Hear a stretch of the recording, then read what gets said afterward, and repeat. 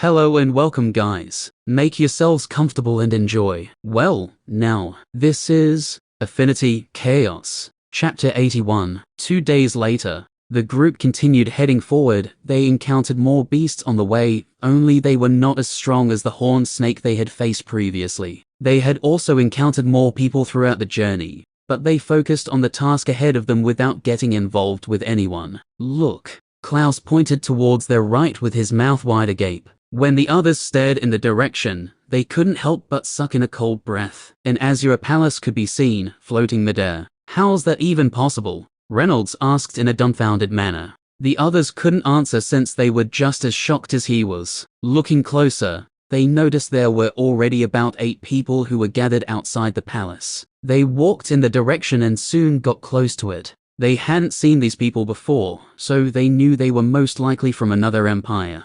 But it didn't stop them from approaching the palace though. They only increased their guards against the new people. On getting close, they all saw steps that led to the huge golden door of the palace. There were about 40 steps in total, which were all at least 40 inches in length. The group who were gathered there all looked at the new group who were making their way towards the palace. What do you think is inside the palace? Well, we won't know until we enter. A youth gathered courage and took the first step on the steps. The moment he placed his foot on the step, he suddenly paused. His body shook a little before he took the second step. On seeing one person take the first step, another person also went forward and then a third. But something strange happened when the fourth person placed his foot on the steps. He was suddenly sent flying. What happened? Someone suddenly asked with surprise. Nothing like this happened when the others all took the first step. The other youth who was about to step forward immediately stopped on his tracks. An unknown fear suddenly gripped him. He looked in the direction of the youth who was sent flying. Could it be some sort of test? Gray stared at the steps trying to comprehend what just happened. The youth who was sent flying stood up from where he landed with a shocked gaze. He still didn't understand why he seemed to be rejected. Seeing the youth was fine, the fifth person summoned up the courage, placed his foot on the step. His body shook a little, but after that, he was okay. He heaved a sigh of relief before he ascended the step like the others who had also climbed up the steps. Seems like it's a test. If one can't withstand the pressure, then one would be rejected. This was the only thing he could surmise from what took place on the first step. But he still didn't know what the energy was searching for on their bodies. Seeing Gray successfully passing through the first step, the others all took their first steps, and they successfully passed just like Gray. One more person was rejected from the previous group, which meant in total only 10 of them were able to make it to the door. But now, they were faced with a new challenge, getting the door to open. They had all tried pushing the door, but it didn't budge. It didn't even make any sound. They sent out different attacks, but it still didn't budge. The attacks didn't even leave a single scratch in the golden doors. While the others were still thinking of ways to get the door to open up, something by the side of the door caught Alice's attention. She walked towards the side of the wall and saw some instructions on the wall. Presumably, it was the instruction used for opening the door. 3 minutes later, boom. Fuck. Why won't it budge? Klaus cursed out in frustration. He wasn't the only one who was starting to get frustrated. Given the fact that they experienced what seemed to be a small trial at the first step, they all had huge expectations for what might be inside the palace. They had even used their strongest attacks, but the door still didn't budge. After reading the instructions, Alice looked at the group who were all almost out of breath before calling them over. Hey dummies, come over here. On hearing the call, Gray, Reynolds, and Klaus all looked in her direction. She pointed at the walls. The trio curiously walked over. They were not the only ones though. The other 6 also walked over. On seeing the instructions, Gray couldn't help but ask, "When did you see it?" "Just now," Alice replied with a slight smile. The trio looked at her with suspicious gazes. They felt she had seen it for some time now, but just wanted them to suffer a little before she called them over. Well, they were right. She had seen it for almost 3 minutes now. She just wanted to watch them suffer a little. They helplessly shook their heads before once again turning to the instructions. The method of opening the door was actually quite simple. The door had a mechanism installed in it. There was a small hole at the side of the door, where one places their hands and channels their elemental essence. Only then would it open. There were 10 holes, which meant 10 people would have to do it simultaneously.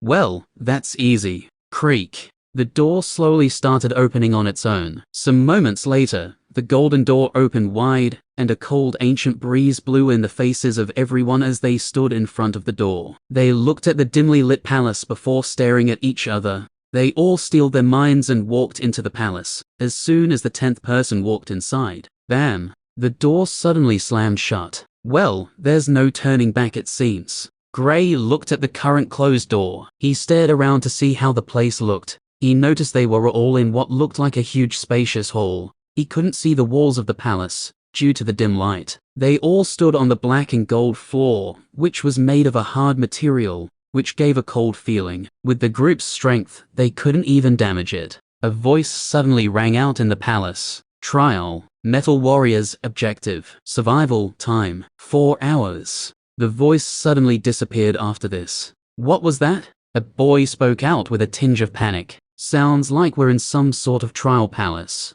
What are these Metal Warriors the voice spoke of? I have no idea. The youth wasn't the only one panicking. Some others also had panicked expressions. Dang, dang, dang. From the dimly lit side of the palace, a soul-shaking sound appeared. At the same time, a strong aura spread forth. What is it? Everyone turned towards the side of the palace, but could only see 5 blurry figures slowly walking out of the dark place. They all looked puzzled, but the metallic footsteps behind them became closer and closer. The aura from it also pressured most of them, with only Alice and another youth being the ones who didn't feel pressured in any way. Dang, dang. In the darkness, 5 black metallic warriors 3 meters tall appeared. They all had a pair of green eyes that were opened. There was also a pair of dark green wings on the black metal warrior's back, which had a 2-meter span. What is that thing? The hearts of everyone trembled. Oh my god. Klaus's mouth was agape. He wasn't the only one though, almost everyone else stood stunned. The monsters' auras all seemed to be in the peak of the 9th stage.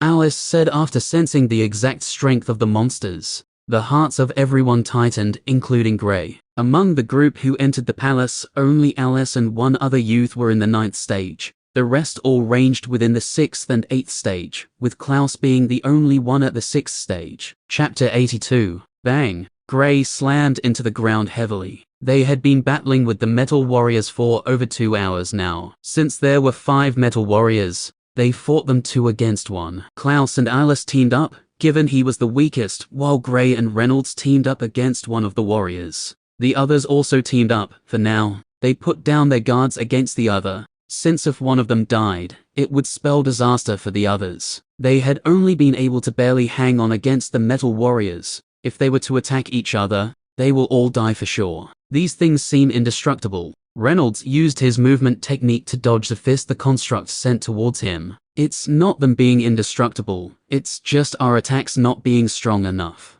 Gray rolled to the side while still on the ground as the monster stomped towards his head with its right foot. He suddenly had the urge to try using elemental fusion, but given the current space, it might probably affect them all. If he was able to do it, the attack should be strong enough to destroy these things. Only, they might also die in the process. For things made of metal, they were surprisingly very agile. Paired with the wings on their backs, they were difficult to deal with. Although the group hadn't been able to cause any major damage, they had been able to at least leave some dents on the body of the Metal Warriors. They were all starting to get tired, since they had been expending energy since the battle started. The Metal Warriors, on the other hand, seemed perfectly fine, except for the dents on their bodies. While the battle was still ongoing, Klaus suddenly realized something. One of the hands of the warrior they were battling seemed slower compared to the other one. How come that hand seems slower? Klaus asked himself. Of the 10 people fighting,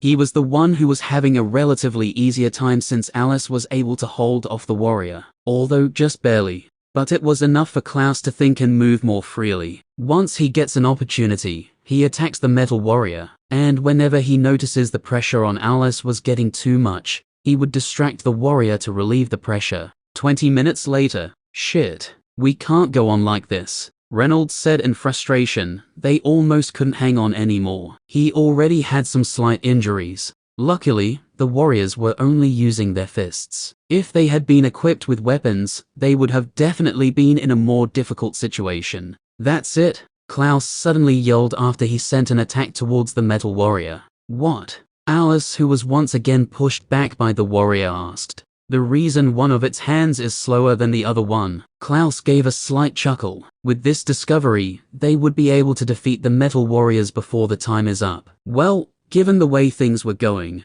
they might not be able to last that long if they didn't defeat them. I don't understand, Alice said as she sent out an attack towards the incoming warrior. She couldn't be blamed for not noticing it. She was already having a tough time keeping herself alive. There was no way she could notice the slightly slower hand. One of forget it. Klaus wanted to explain, but it would take too much time. He decided to try out his hypothesis. While Alice was entangling with the warrior, he carefully aimed for the space which was in the shoulder of the warrior. Since it was a construct, there was no way it would be fully covered like humans were. He carefully manipulated the water he created and tried to put it in the space between the shoulder, but he unfortunately failed that attempt. It was expected though, given the fact that the construct was moving. Try to keep it still, Klaus said to Alice. It's not going to be easy, Alice replied. I know, just try, even if it's for 2 seconds, Klaus urged. Okay. Alice continued battling with the construct. She was able to keep it still sometimes, but Klaus wasn't able to hit it. Klaus, whatever you want to do it fast. Now she was facing more pressure since she had to face the construct alone. 2 minutes later, success, Klaus said in glee. He was able to finally get some water into the space in between the shoulder of the construct. When the water entered the space, he froze it. The right hand of the construct suddenly stopped moving. Since one of its hands was incapacitated, the pressure reduced greatly. So that's it. Alice was quite impressed with Klaus's quick thinking. They were able also to immobilize the second hand shortly. Yes, Klaus and Alice said simultaneously. The shout from them drew the attention of the others. Well, the ones who could afford to be distracted, that is. Good job, buddy. Now try to get that done and get your ass over here. Gray yelled in excitement when he saw the construct Klaus and Alice were battling was unable to move either of its hands.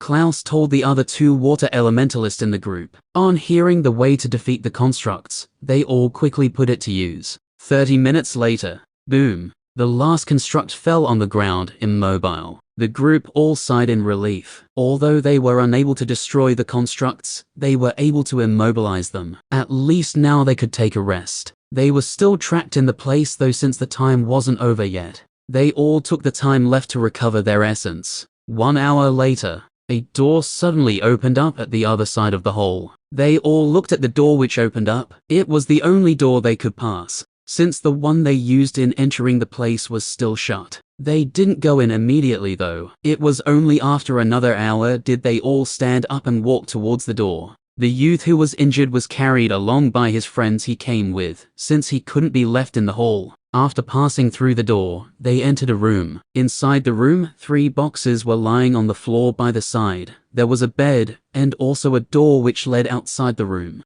They all stared at each other with cautious eyes. They knew the rewards for passing the hall were likely to be in those boxes. Gray looked at the others before dashing towards one of the boxes. He wasn't the only one who made a move, the others all made a move as well. Now the group who fought as a team moments ago were against each other. Chapter 83. Gray, the box on the right, get the box on the right, Klaus exclaimed from behind. On seeing the boxes, he suddenly had a gut feeling about the one on the right. His gut feelings weren't usually wrong, as it always tends to bring something good. The trio who were already aiming for the one in the middle quickly changed their direction towards the one on the right. Since Klaus said they should go for the one on the right, then they'll do just that. Of the 10 people in the room, only the injured youth stayed in the same position. Klaus was the one who moved last, but he set his sight on that particular box. He knew given his speed and strength, there was no way he could get it. That was why he quickly told the others to help him get it. Fuck off. Gray sent a lightning orb towards the youth,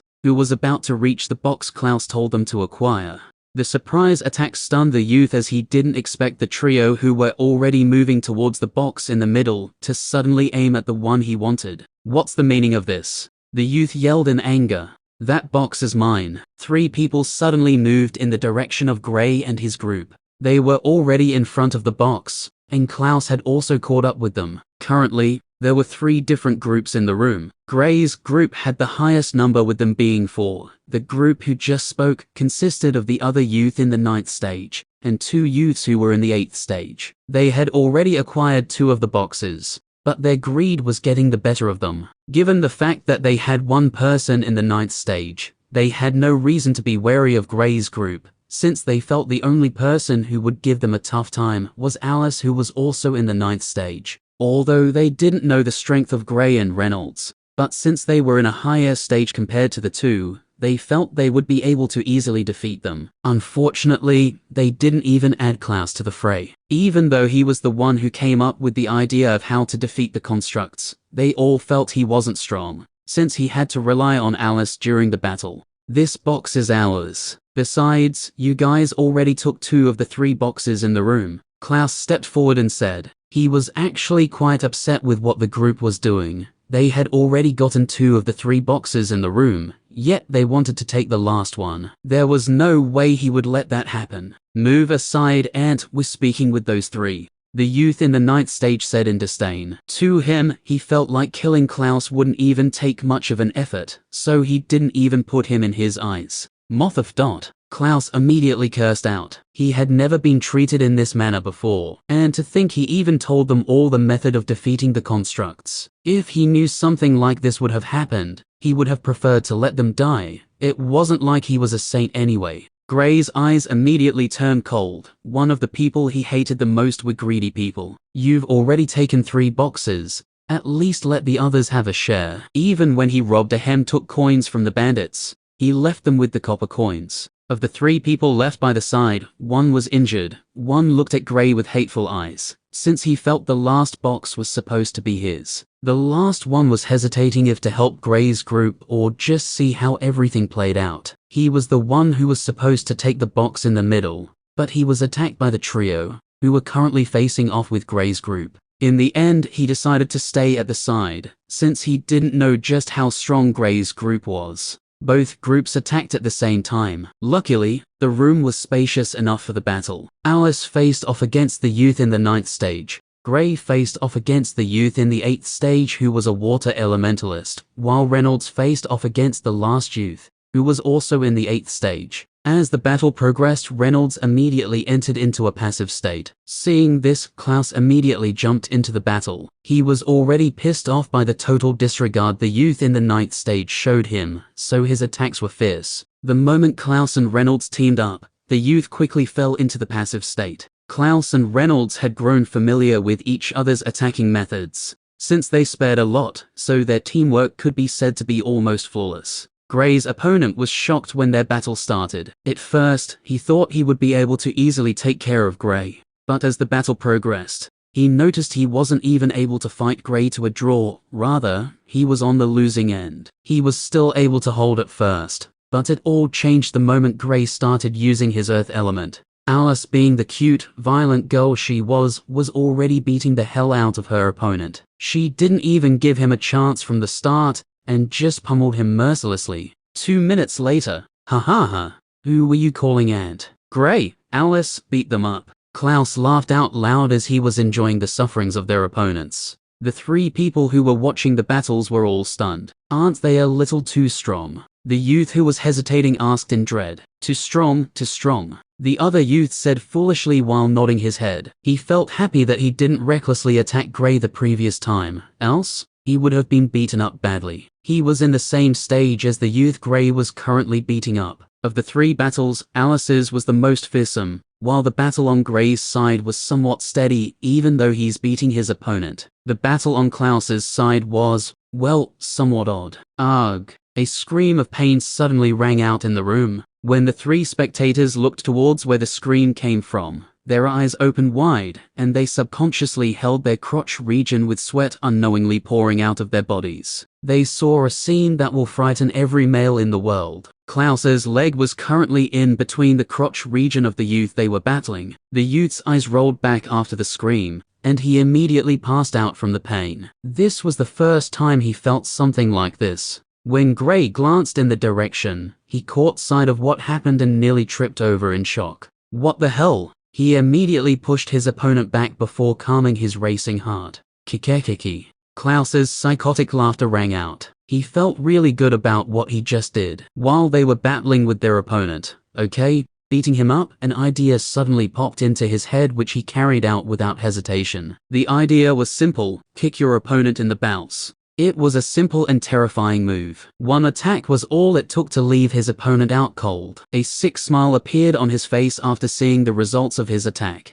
The battle which was going on stopped with that scene. The trio was defeated, and they were defeated badly, to be honest. Gray's opponent was aching all over, so was Alice's opponent. The duo's opponent, on the other hand, was still out cold. The other two retreated towards the 2 boxes they had acquired previously. They picked up their comrade, and just as they were about to leave the boxes behind, Gray's calm voice rang out. "You." The youth in the 9th stage eyes bulged in anger, and veins were already visible in the side of his head. He regretted his decision of wanting to acquire all the boxes. After leaving the boxes, just as they were about to leave, another voice rang out. "And your clothes," Klaus said mockingly. The spectating trio almost fainted. "Isn't this too evil?" the youth who hesitated previously asked with fear. "Too evil, too evil." The other youth repeated the word twice in terror. In the end, the trio left the place with only their underwear on. This was currently the worst day of their lives. The youth who was out cold would have a better time for now, since he didn't know what was going on. "What do you want to do with their clothes?"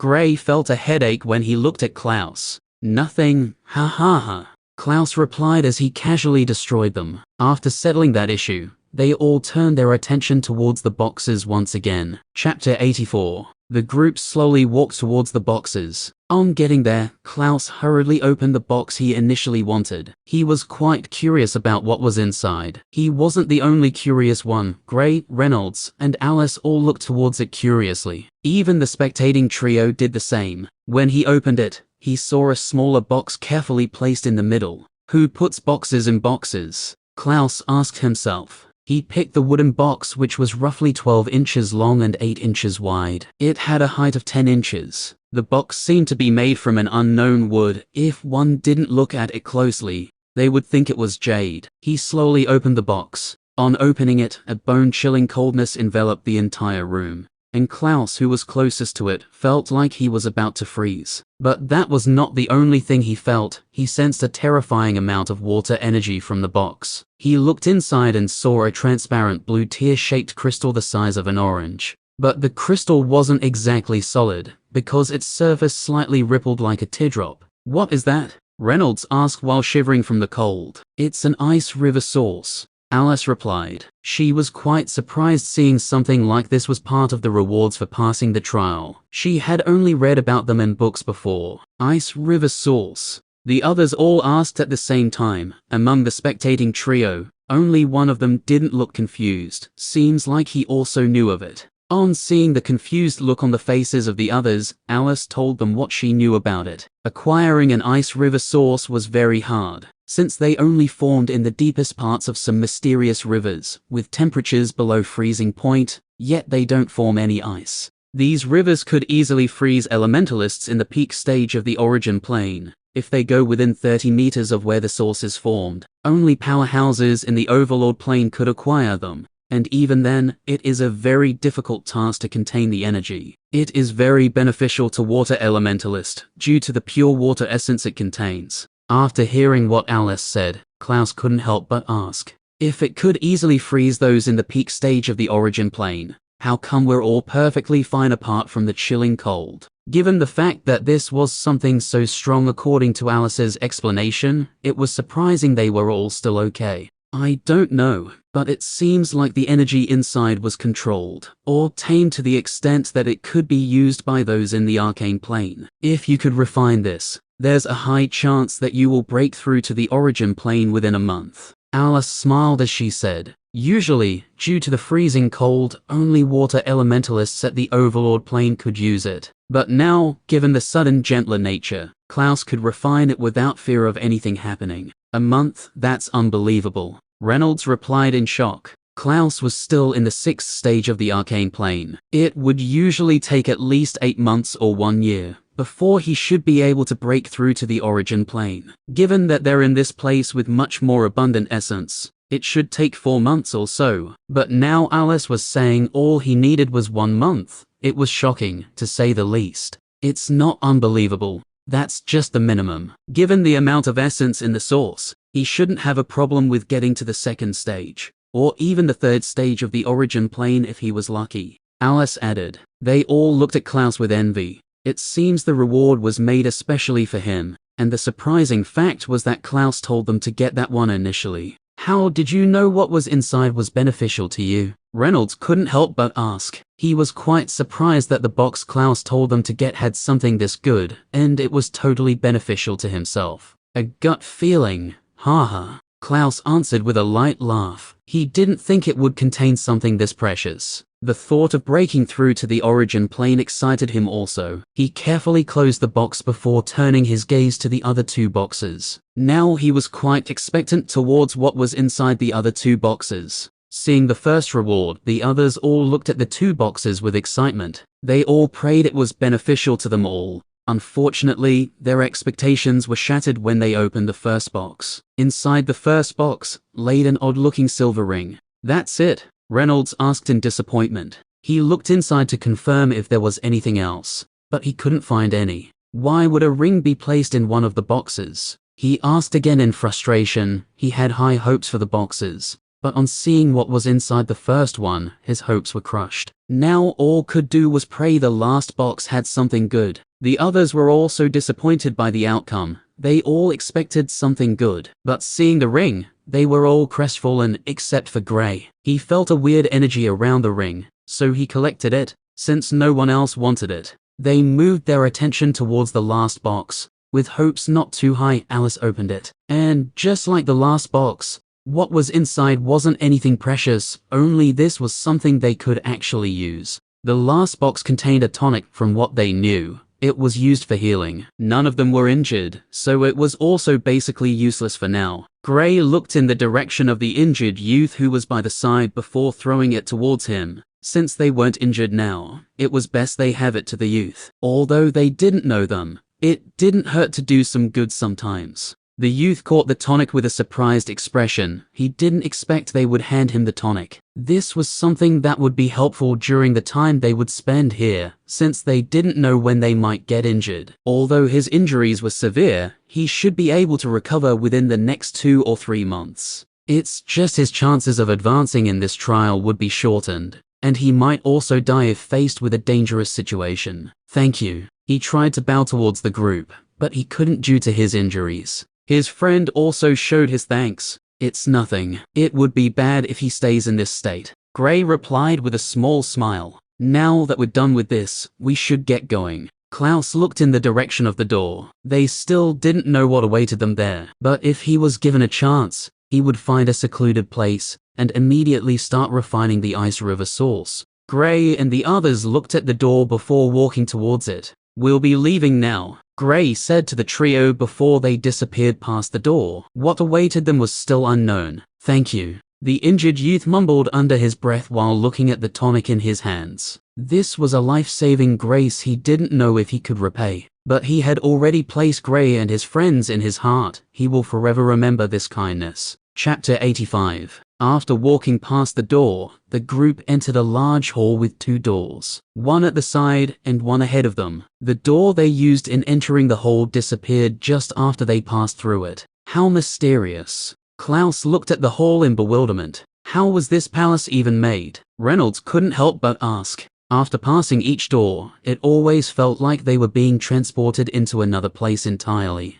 They get the same feeling they had when they passed through the formation to get here. So far, this palace was the most mysterious place they had been to since entering the Trial Lands. They hadn't been to a lot of places, so this place definitely takes the top spot in mystery. The door by the side appears to lead outside the palace. We're given 2 choices in this round. We can either choose to continue or exit the palace. Gray walked towards the door by the side and said after inspecting it, "What do you guys think?" He asked the group. If he were alone, he would have definitely tried to see what the next round would be, but since they were a group, he had to know what the others all thought about it. I think we should continue. Maybe we could get something good if we can clear it. Reynolds was the first to speak up. You should also be aware that in any trial, the second round tends to be harder than the first. We would be in a tough spot if what we are facing is an opponent in the origin plane. Klaus spoke up after a while. The others agreed to what he said. Trials were usually like this.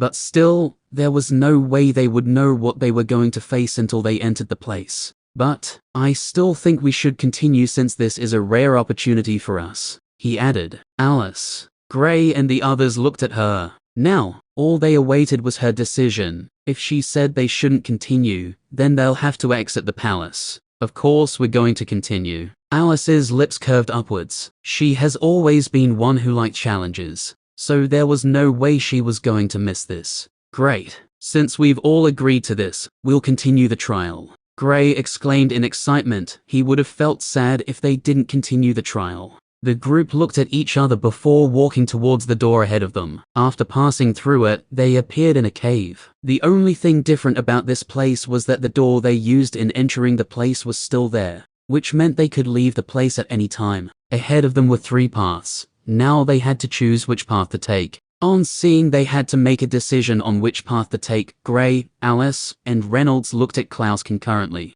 Feeling their gazes, Klaus stared back at them. Why are you all staring at me? The puzzled Klaus asked. Well, which path do you feel we should take? Reynolds asked what was in the mind of the other two. Why are you asking me? I've not been here before, so how should I know? Klaus retorted abruptly. What about your gut feeling? Reynolds asked with a long face. Damn you. Do you think I can control it? Klaus cursed out. He didn't know whether to laugh or cry. After a bout of cursing between Klaus and Reynolds, the group finally agreed on how to choose the path. Since they were 4, and there are 3 paths, they would all have to point at a path at the same time. The path which 2 or more people pointed would be the one they'd take. In the end, Klaus and Reynolds pointed at the same path, which was the one in the middle. When they all walked into the path, a voice just like the last one rang out. The second trial, Lost Caves objective. Find the exit. Time limit, none. The voice went silent after this. This sounds relatively easier compared to the first trial. All we have to do is find the exit, right? How hard could it be? Klaus asked. The group started walking forward. 4 days later. We've been through here before. A frustrated voice rang out. What? How's that possible? Another voice asked in disbelief. Yep, we've definitely been through here. Someone else spoke up. We passed through here 6 hours ago. A fourth voice spoke up, only it was softer compared to the others. These were obviously Gray and the group. They had been wandering in the cave for 4 days now, and they still haven't been able to find the exit. What was worse was that they had been attacked by different groups of beasts in the cave, with bats being the most. I hate this place. Klaus yelled out loud. Same here, Reynolds said. The cave had a series of paths intertwining, and there are places where they would be faced with multiple paths to choose from. So far, it seems like they have not been able to take the correct path. How do they expect us to leave this place? Klaus asked in sheer frustration. By finding the exit, Reynolds responded. It was a rhetorical question, you dumbass. Klaus shook his head when he glanced at Reynolds. Who are you calling dumbass, you moron? Reynolds retaliated. The duo once again started a cursing session. This was not the first time they were doing this on the journey. Gray was already used to it, so he didn't even have any plans of stopping them. He called Alice over and showed her what he had been working on while they had been walking in the maze-like cave during these 4 days. He had been carefully trying to create a map after they started walking in the cave. Although it wasn't accurate, it at least was better than just walking blindly. The group once again started their journey. With the map Gray created, they were able to not walk in circles again. But there were still times the routes on the map were wrong, and they had to correct it after going in a circle. 10 days later. Finally, Klaus exclaimed in pure delight as they walked towards the exit they had finally found. It took them a total of 2 weeks to find it from the time they entered the place, and unlike the first trial, there was a bunch of things inside the cave. The auras radiating from each of them was clearly stronger than when they first entered the palace,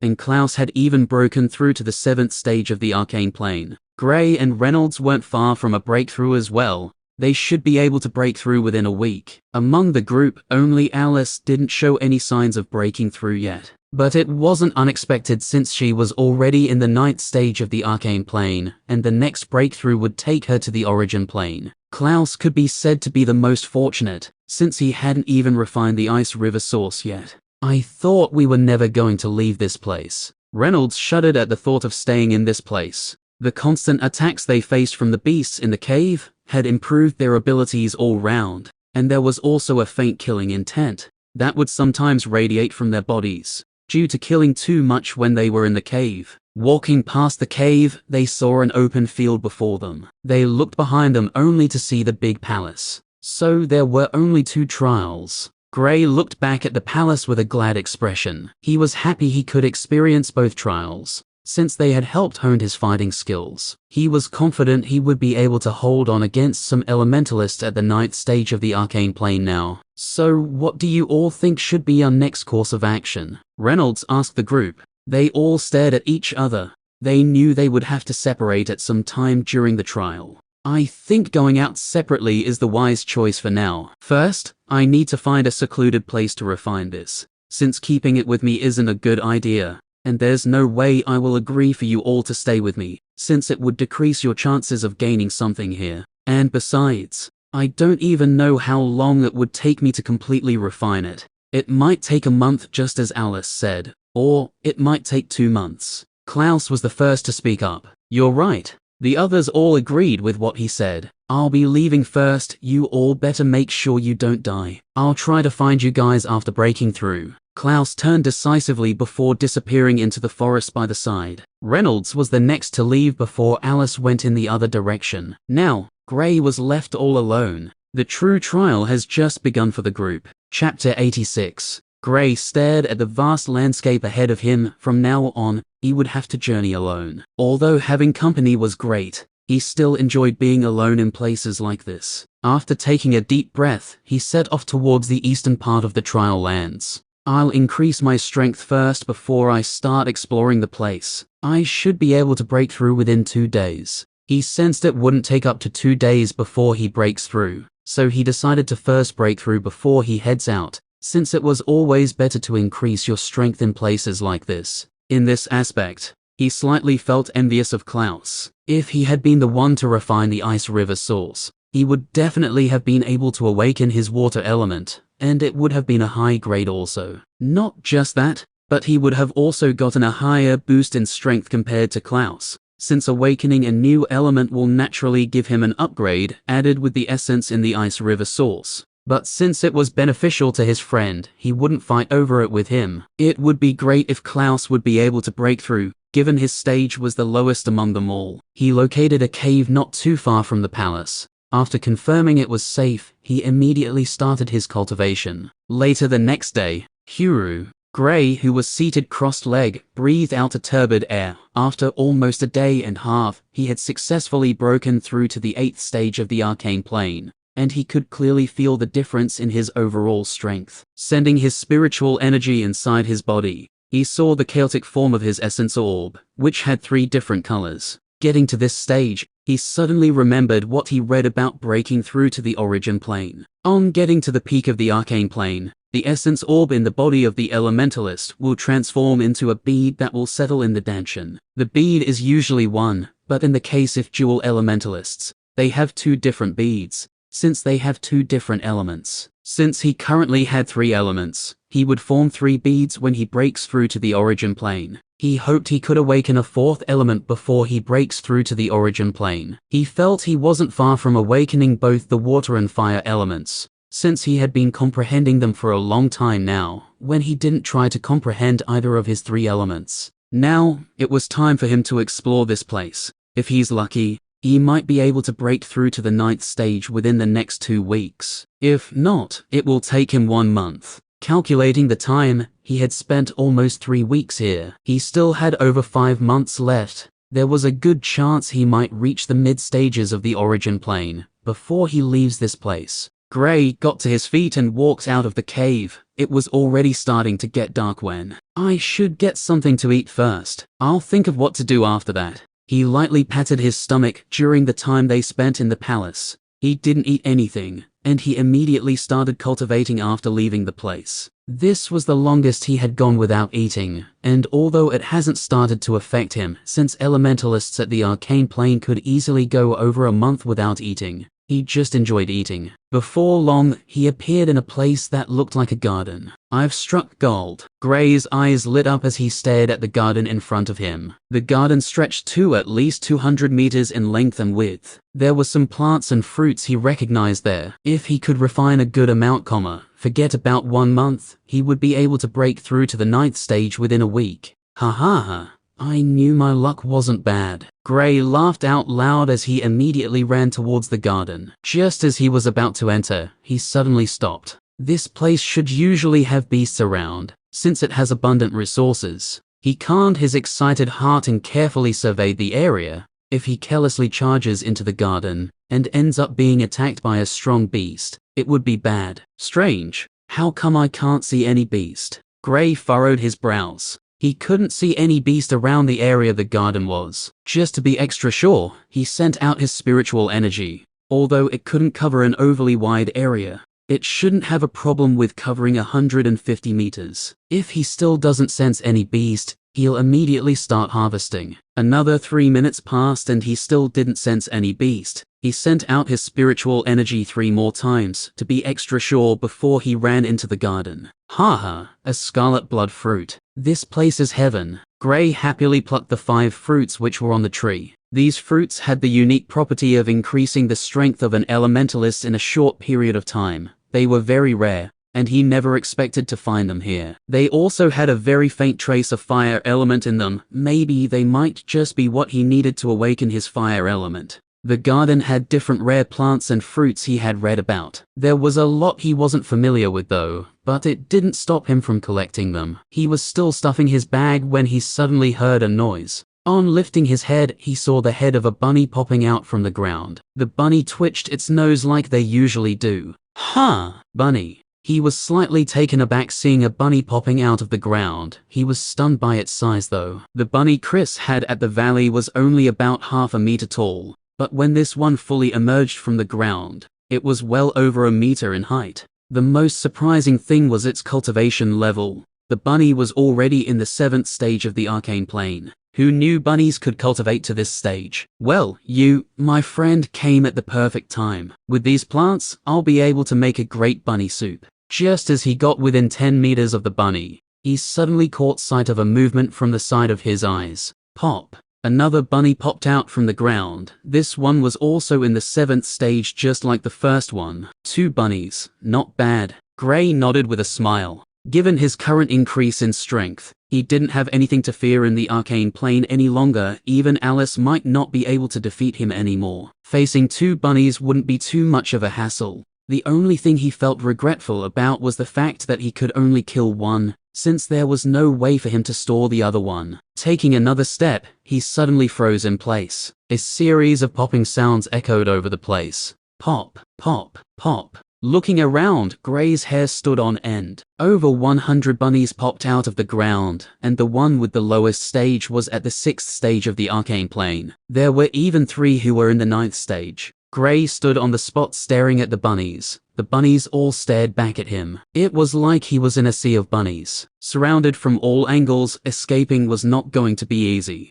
Squeal. One of the 3 bunnies at the 9th stage screeched and raised one of its paws, pointing it at Gray, with a fierce light in its eyes. Although Gray couldn't hear or speak bunny, he was able to understand what the bunny said. It was one-word attack. Squeal. The other bunnies reciprocated, and just like a moving tide, they all dashed towards the still stunned Gray. The current posture of the bunny was too cute, so he couldn't help but stare a little longer. He was quickly knocked off his daze when the bunny closest to him kicked on the stomach. Fuck. Do they know how to fight? I thought they only knew how to bite. Gray swore as he immediately turned and fled. There was no way he could fight against them. If there were only 3 bunnies, he might have still had plans of making soup. But now, to hell with the soup, all he wanted to do was escape from them. He managed to escape the encirclement after some time. While he was running, he turned around from time to time to check if they were chasing him. And to his greatest surprise, They were, he thought after leaving the garden they'd let him be. But he was wrong. He almost had the urge to cry. If Klaus or Reynolds finds out he was chased by bunnies,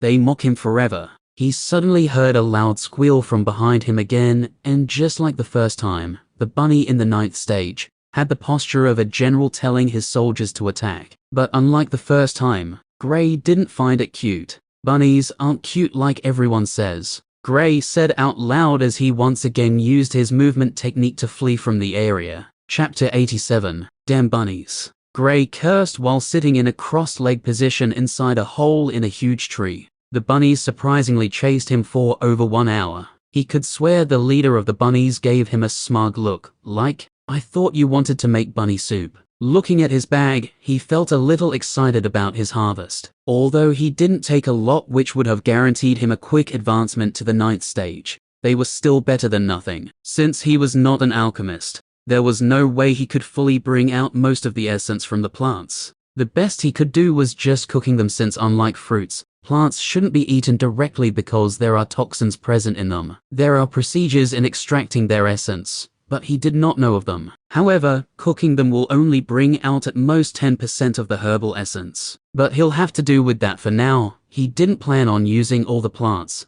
since he didn't know most of them. What if some of them had poison? Thinking up to this point, he decided to only use the ones he was familiar with. Since it was dark, he didn't cook the plants. Instead, he went into the chaos space and started comprehending the water element. The days passed by, and before Gray knew it, he had been in the trial lands for 1 month now. This 1 month could be said to be fruitful, since he had been able to advance quickly in his cultivation. Currently, he was just a whisker away from the 9th stage of the arcane plane. The only thing that dampened his mood was that apart from the garden, he hasn't obtained anything good that boosted his strength. He had searched multiple buildings but couldn't find anything good. A castle. Gray saw a castle in the distance from the hilltop he was currently on, and made his way towards it. From the palace he entered the last time, he had big expectations for this castle. Although this place wasn't as big as the palace he entered the previous time, it should have good items inside.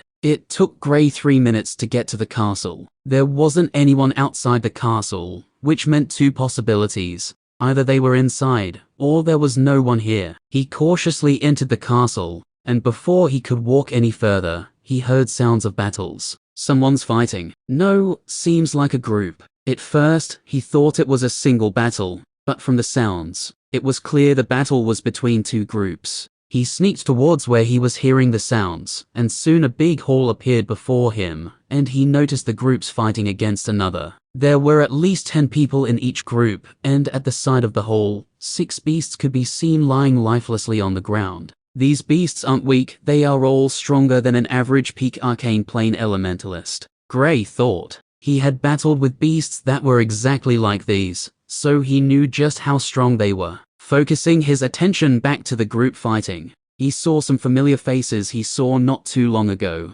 It's them. What are they fighting over? He saw them about a week ago. When he was about to enter a compound, he saw this group. They consisted of about 10 people, and the one with the weakest cultivation stage was at the 8th stage of the arcane plane. But none of them had been able to break through to the origin plane though. The leader of the group was a refined-looking young man who had sharp features and a warm, gentle smile. When the group noticed Gray, the leader suddenly walked up to him and introduced himself with a calm voice. The way he spoke was very soothing to the ear, and Gray was sure he wouldn't have a problem with convincing people. Just from how he spoke, Gray almost had the notion of befriending him. But when he recognized the students from the Starlight Academy behind him, he quickly dismissed that thought. Seeing them, he thought they came to find trouble with him. When the leader noticed this, he laughed before introducing himself to Gray. When Gray heard his identity, he was shocked. The leader of the group claimed he was the 12th prince of the Killen Empire, and from the way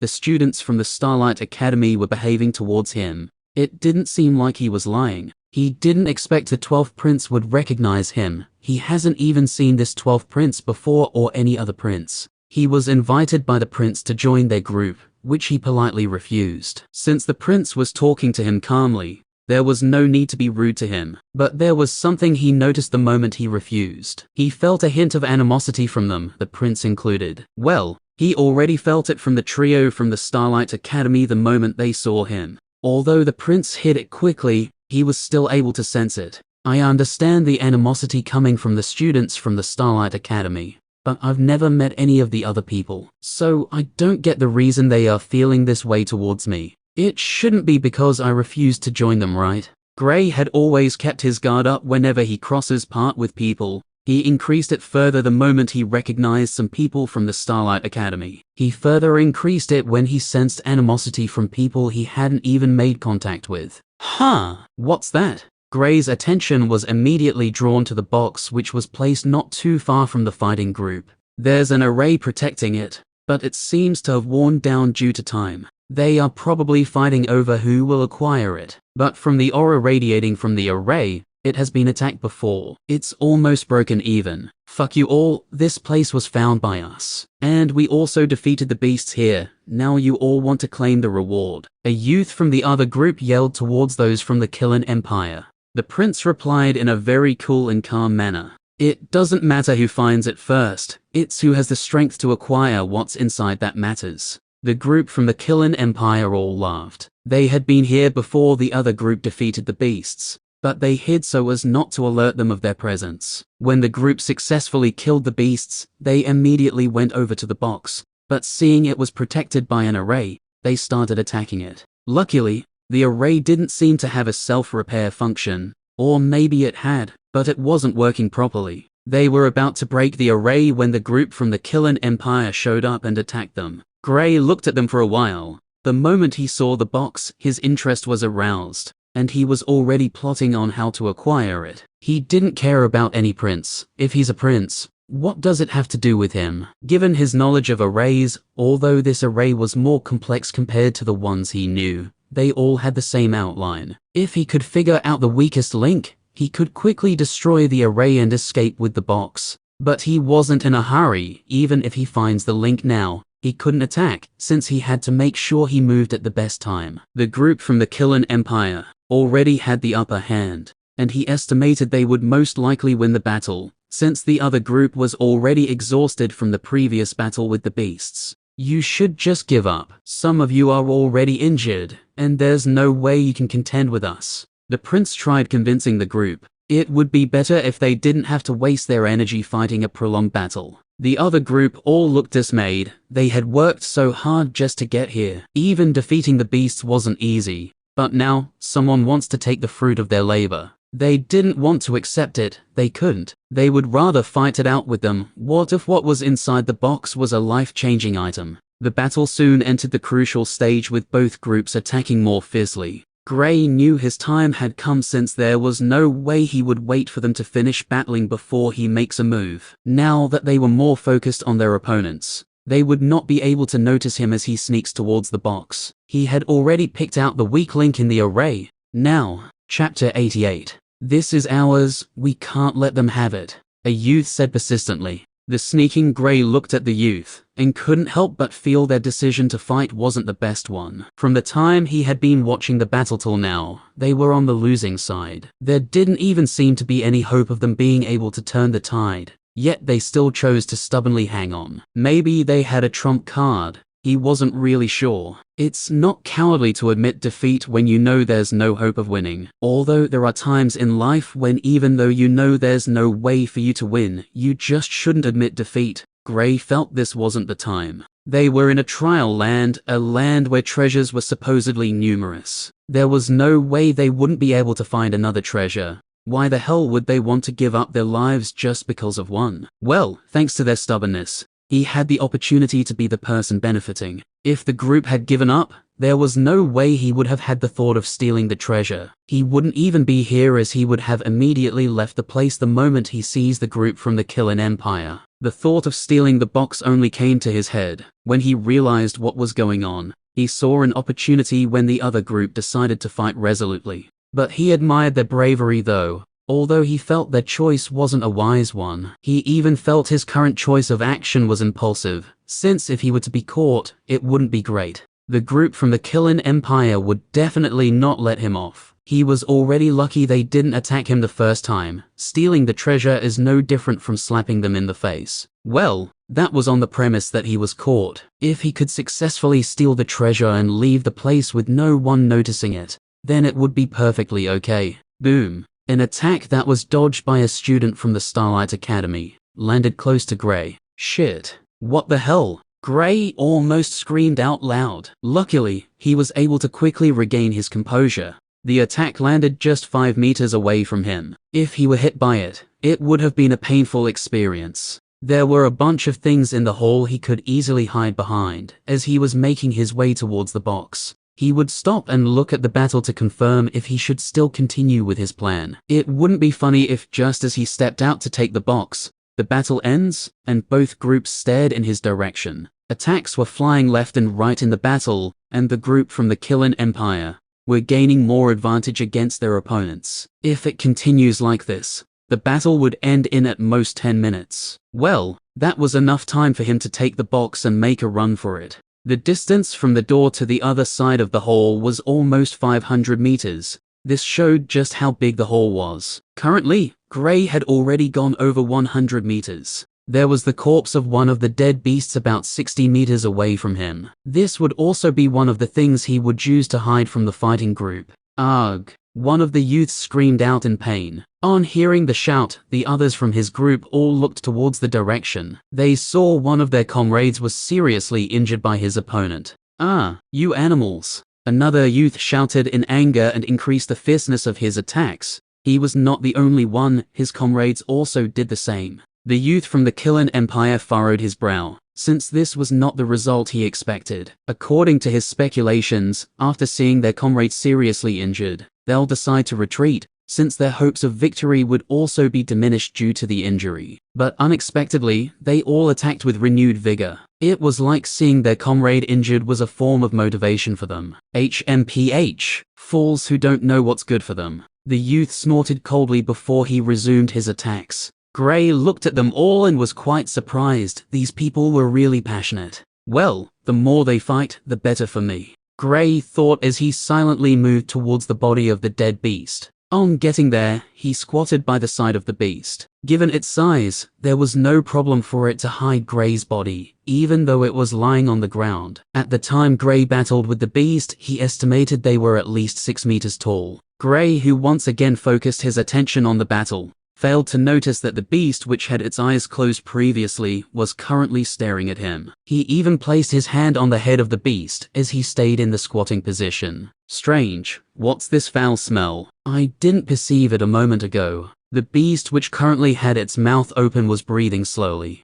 The stench which came from the mouth of the beast quickly enveloped Gray's nose. Trying to sniff out where the stench was coming from, Gray's head uncontrollably turned in the direction of the beast. In fact, his head was right in front of its mouth. Gray's heart nearly jumped through his throat as he unconsciously retreated. After carefully observing the beast, he breathed a sigh of relief. Sigh, it nearly scared me to death. Although the beast was still breathing, it was no different from its dead friends around the hall. It couldn't move due to the injuries it had sustained. Gray looked around to check if his sudden movements alerted anyone, but he was relieved when he saw they were still fighting their battles fervently. "It's time to join your friends," Gray murmured as he pierced one of his blades through the eyes of the beast. The blade quickly traveled from the eyes and reached the brain of the beast. The beast twitched when the blade made contact with its eyes, but the twitching stopped the moment the blade reached its brain. After killing the beast, he checked on the group once more. Seeing they didn't notice anything, he continued sneaking steadily towards the box.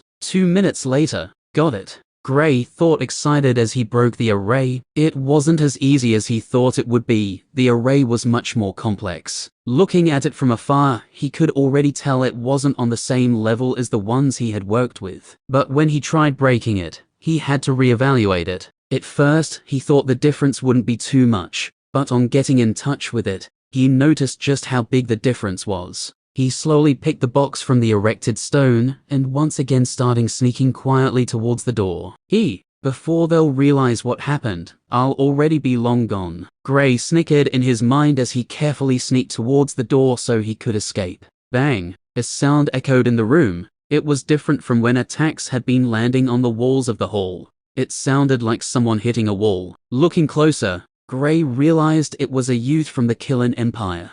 Seeing where he landed, Gray broke out in cold sweat. The youth was sent flying, and he smashed into a wall close to where the box was supposed to be. When he managed to stand, he realized the stone he used in supporting himself looked familiar. He was quite shocked by the sense of familiarity he got from the stone, but he shrugged it off when he couldn't figure out the reason. He couldn't be blamed for not realizing the stone was where the box was placed, since he only looked at it the first time they entered the place. The rest of his time had been focused on fighting with the other group. Just as he was about to get back into the fight, he suddenly jolted and looked back at the stone. Where's the box? At this time, Gray was already 50 meters away from the door. Damn, why did they have to knock him in that direction? Gray swore as he immediately dashed towards the door. Currently, there was nothing he could hide behind, and since they had already noticed the box is missing, they will definitely search the entire place. They might even block the door until they were sure the person is no longer in the building. Staying here wasn't a wise option for him.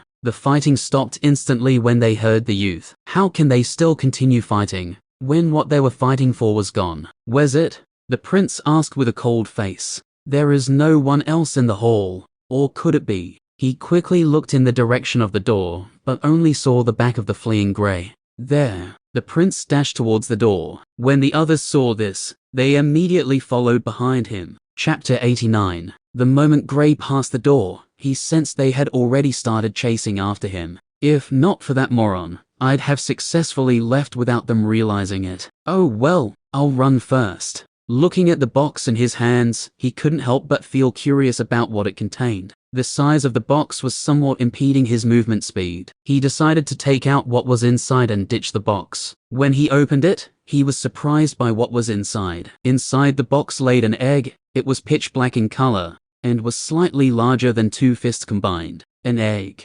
Gray was slightly dazed and his speed reduced substantially due to him putting most of his focus on the egg. But he quickly snapped out of it and once again increased his speed. I'll study it later, but there seems to be a trace of life inside, although it's faint. I can sense it. He kept the egg in his bag before charging out of the castle. Some seconds after he exited the castle, the prince came out also, but Gray was nowhere to be found. There were trees around the castle, so there was no way he could guess which direction Gray faced. He's fast. Although he was a wind elementalist, he was still unable to catch up to the thief. This could be attributed to the fact that the thief had the head start, and the distance from the castle to the trees wasn't large. But he was sure the thief was fast as well, at least no slower than he was. Giving chase was useless, given the fact that the terrain was good for escaping. Where's he? The others slowly caught up with the prince, who was standing outside the castle, looking in the direction Gray faced.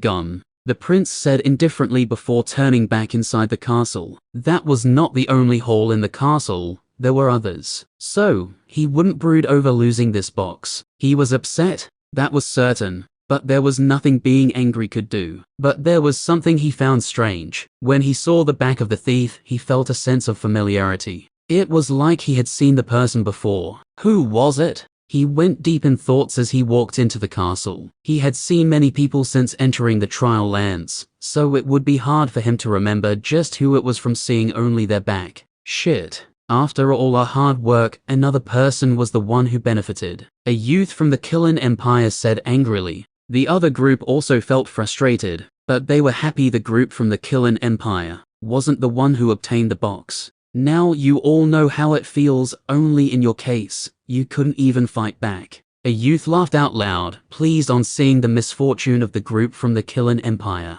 Who would have thought you were all working for someone? They continued mocking them since they couldn't have it. They were happy the group who blocked them didn't also obtain it. Under the gloating gazes from the group from the Killen Empire furiously headed back into the castle.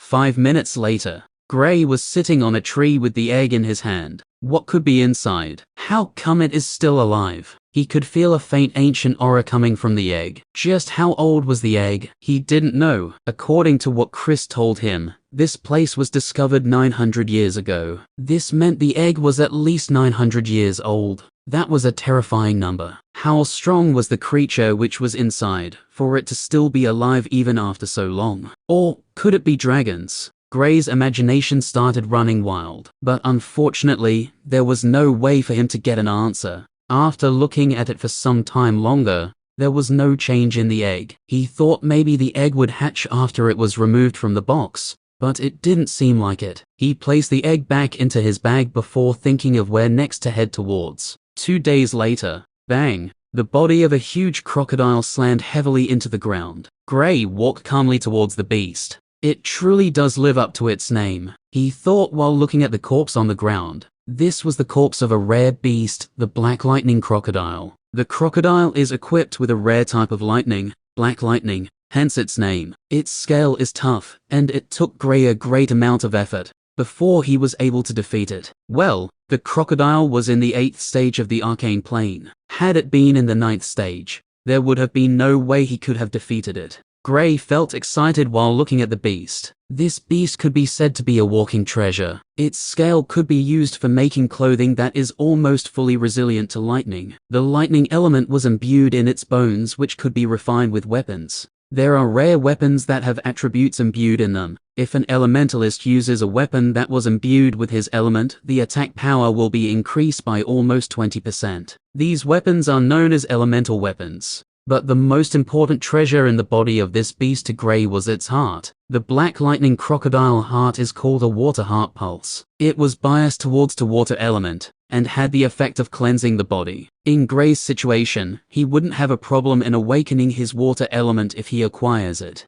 "Who's there?" he asked as he vigilantly looked around. 3 young men walked out behind the trees around the place. They all had a smile on their faces. "You've done well. Now, we'll take it from here," one of the youths said while chuckling lightly. "Take what over?" Gray asked with a long face. He could already guess what they were saying, but he hoped it wasn't what he thought. "Are you dumb? Or just acting like you are? Step away from the beast," another youth said. Gray's face went dark when he heard this. How could he accept this? After fighting so hard to kill the crocodile, now the spoils were about to be taken by others. Now he knew why that group refused to give up. After painstakingly defeating the beasts, then someone would just step out of nowhere and tell you to leave it, which was impossible to accept. Gray studied the group, and his heart sank when he realized their stages. 2 of them were in the 9th stage, while the last one was in the 8th stage. He couldn't leave the heart behind, given how important it was to him, but the chances of his victory weren't even close to 40%. "All I need is one thing from it. You can have the rest part of it." He tried to negotiate a deal. Getting the heart was a must for him, since he couldn't guarantee he would be able to see this creature again anywhere. This was a rare beast to start with, and they were very difficult to deal with given their strength. Even if he sees another one, what if it was stronger than he is? "No. Now get lost before I lose my patience." The last youth who hasn't said anything spoke up. Compared to the other 2, he had cold eyes which were filled with killing intent. The 3 youths were currently 20 meters away from him. Gray couldn't accept the fact that this opportunity will pass him by. Stealing his mind, he held his blades in front of him and prepared himself for battle. Against one of them, he was confident he would be victorious. But against 3 of them, his chances weren't that good. "You want to fight against us?" the youth with cold eyes asked while laughing. The other 2 also started laughing like they had heard the funniest joke. Even if Gray were to be in the 9th stage of the arcane plane, his chances of victory against them were almost 0. With 2 being in the 9th stage, and 1 being in the 8th stage, they could be said to be almost invisible. If they faced a 3-man team also, Gray didn't bother answering and just stayed in the same position. As long as he could take out one of them quickly, his chances of victory will be increased. And the delay was exactly what he needed. The trio was mocking him, while he was currently busy inscribing. He was trying to inscribe at least 2 symbols before the battle starts. With that, he'll be able to at least take one of the trios out of the picture. HMPH. Full. The trio immediately attacked him. Couldn't they mock me a little more? Gray thought as he used a defensive technique to block, and also used his movement technique to evade their attacks. He wasn't done with the inscription before they attacked him. He knew inscribing will be harder now, since he also has to focus on the battle. If he lost focus just for a moment, he'll be in a tough spot. Now, all he had to do is delay them till he's able to finish his inscriptions. Chapter 90. Shit. Gray cursed on seeing the attack which was currently flying towards him. Bam! The attack landed on his body, and he was sent flying. He landed almost 15 meters away from his previous spot. Looking at the earthen armor, which was almost completely ruined from the attack, he couldn't help but feel lucky for awakening his earth element sooner. Had it been delayed just like the other elements, he would have been in serious problems in his current battle. With the increase in his grade and stage, the strength of the earth armor has increased significantly. If before it could defend against an all-out attack from someone in the 6th stage, now it had no problem defending an attack of someone in the 8th stage at least twice. But against someone in the 9th stage, it could only withstand one attack. He stared at his opponents calmly. Being hit had disrupted his inscribing. Now he has to start all over. If only he was already as proficient as Chris was, then he wouldn't have a problem dealing with these people. He's from the Killen Empire. The youth in the 8th stage suddenly said, Killen Empire. At first I only wanted to beat you up and let you go. But now, I've changed my mind. This will be your burial ground. The cold-looking youth said arrogantly. Although he was surprised Gray was able to survive their first onslaught of attacks, it still didn't change the fact that, to him, Gray wasn't an opponent who could bother them. What makes you feel you're capable of achieving such feats? Gray said in disdain. Since there's a chance to talk for some time, I'll take it happily. Normally, he wouldn't entertain them, but these aren't normal times. He needs the heart of the beast, and there was no way fighting with them normally will work. If he could take out one of them, or even two before the fight gets to the critical point, then that would be great. You'll know soon enough. The youth didn't waste time and immediately went on the offensive. Wait. Gray suddenly stretched out both arms in front of him. Seeing this, the youth narrowed his eyes but still halted. What? He asked coldly. Where are you from? He really didn't give a shit where they came from, but currently, he'll do almost anything to delay them.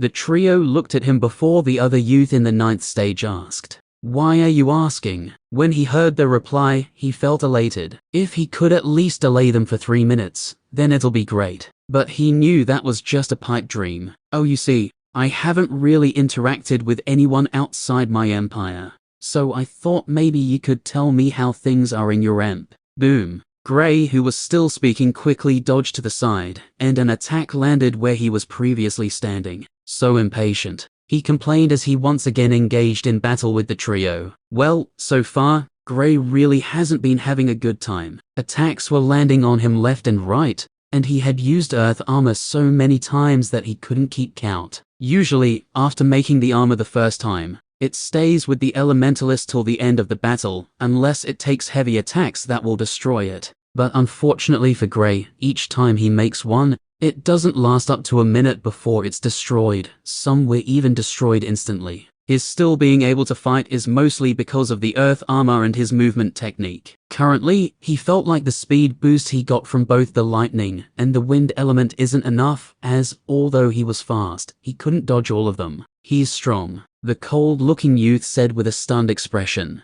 Given their strength, they should be able to easily overpower elementalists at the 9th stage of the arcane plane. Yet, they have been unable to put down this person who is clearly in the 8th stage. What's worse is that he isn't only defending, but he's attacking as well. They've seen dual elementalists before, but they have to admit that Gray was the strongest they've seen. Unknowing to them, Gray was also using his wind element, but he was only using it to increase his speed, and not using it to attack, so there is no way they'll find out. The youth previously believed he could even deal with Gray on his own, but now, he knew he stood no chance against him. He even felt threatened, and it infuriated him. How can someone who is in a lower stage compared to him be stronger than he is? Not just that, but he also felt a sense of threat from him. He immediately strengthened his resolve to kill Gray. We must kill him. They nodded their heads. He wasn't the only one who felt threatened by Gray. They also felt the same way. If they battled Gray one-on-one, they would not last 5 minutes before he makes short work of them.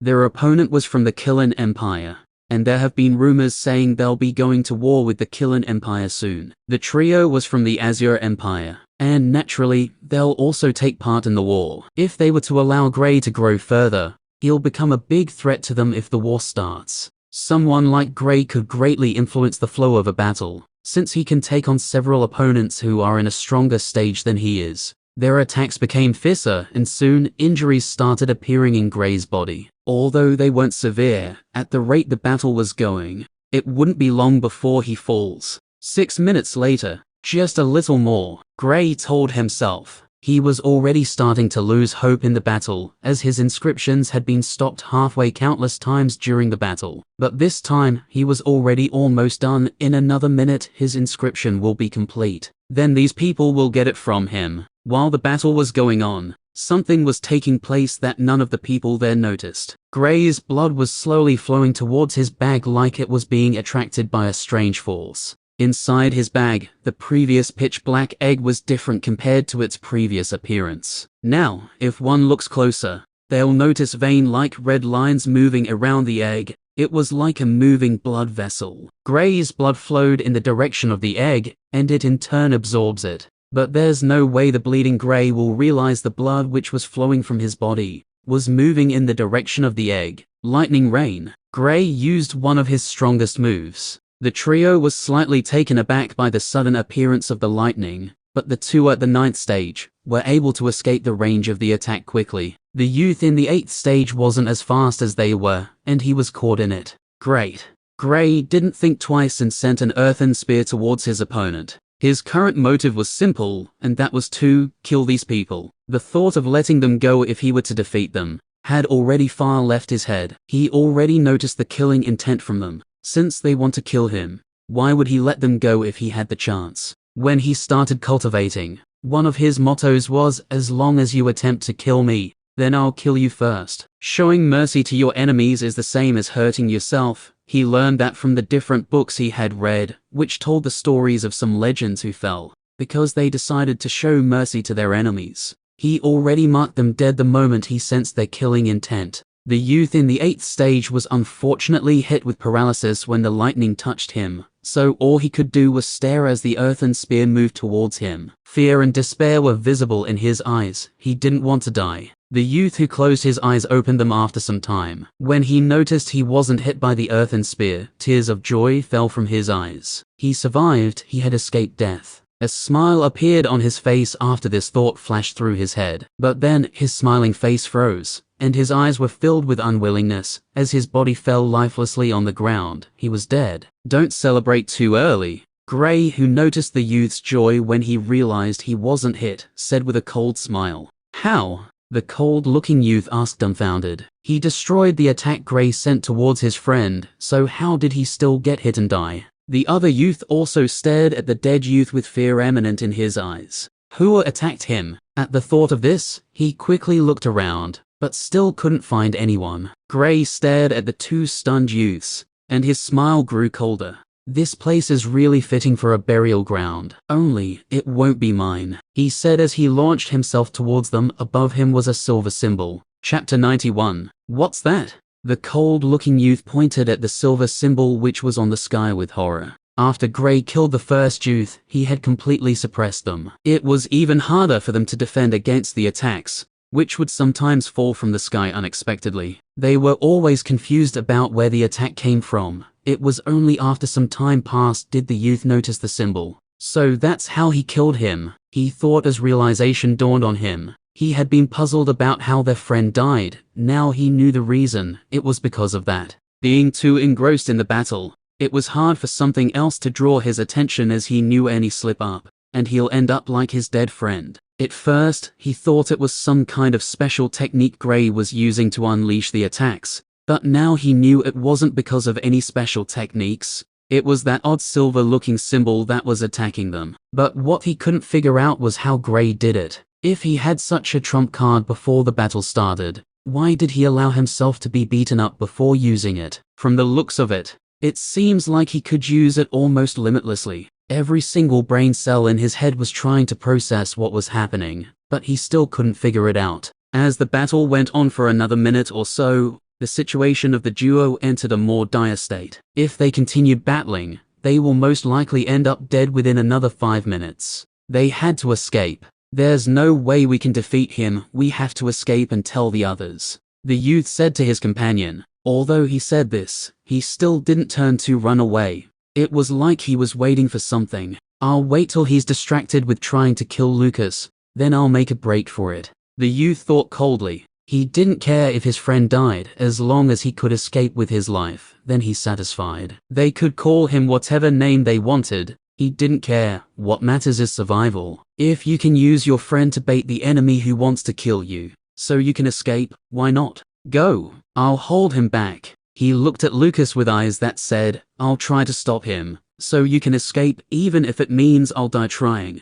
What matters to me is your survival. Hearing this, Lucas stared at his friend with mixed feelings, but he was touched by his act. Even Gray, who was attacking them, was touched by his loyalty. I'll make sure this Killing Empire monster pays for this. This is my promise to you. He will not leave this trial land alive. Lucas said before turning away to escape. We still don't know who will die here. Hehe. HMPH. Do you think you can escape? Anyone I've tagged dead will surely die. Gray snorted coldly before sending an attack towards the escaping Lucas. Lucas didn't even bother to turn around, as he had already placed his hopes on his friend. Since his friend said he'll block their opponents so he can escape, there's no way he'll allow the attack to get to him. Stay here, Gray said as the rock he sent towards Lucas turned into a hand and grabbed him. This is my chance. The cold-looking youth didn't delay. He immediately dashed towards the other direction at the fastest speed he could muster.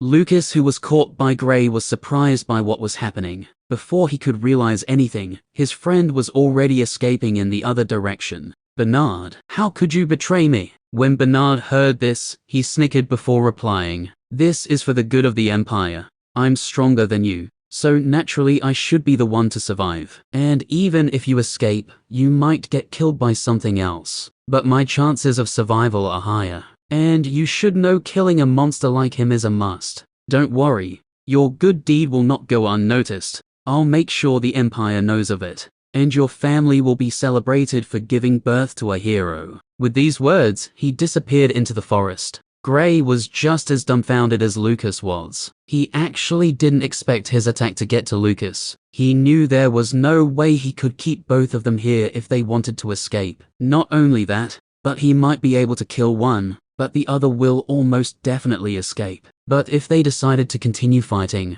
then he could kill them. Had both of them turned their backs on him at the same time, then he could have killed them. But if one wanted to hold him back so the other could escape, then there was nothing he could do other than watch helplessly as the other escaped. Looking at the despairing Lucas, he almost felt pity for him. Well, almost. Don't worry, so long as I come across him, I'll kill him. Gray tried to comfort Lucas. At least, maybe after hearing this, he will die with less hatred, who knows? It's none of my business anyway. It's just seeing his friend betray him is kinda sad. With hatred deep in his eyes, Lucas died with his eyes opened. It was like he wanted to tell the world that he was betrayed. Sigh, life is so unfair. Betrayers deserve death. Yet they are the people that tend to live longer. Gray shook his head looking at the lifeless corpse on the ground. Since entering the trial land for 1 month now, except for beasts, he hadn't killed any human. But today he killed 2, and he was sure more will follow as time goes on.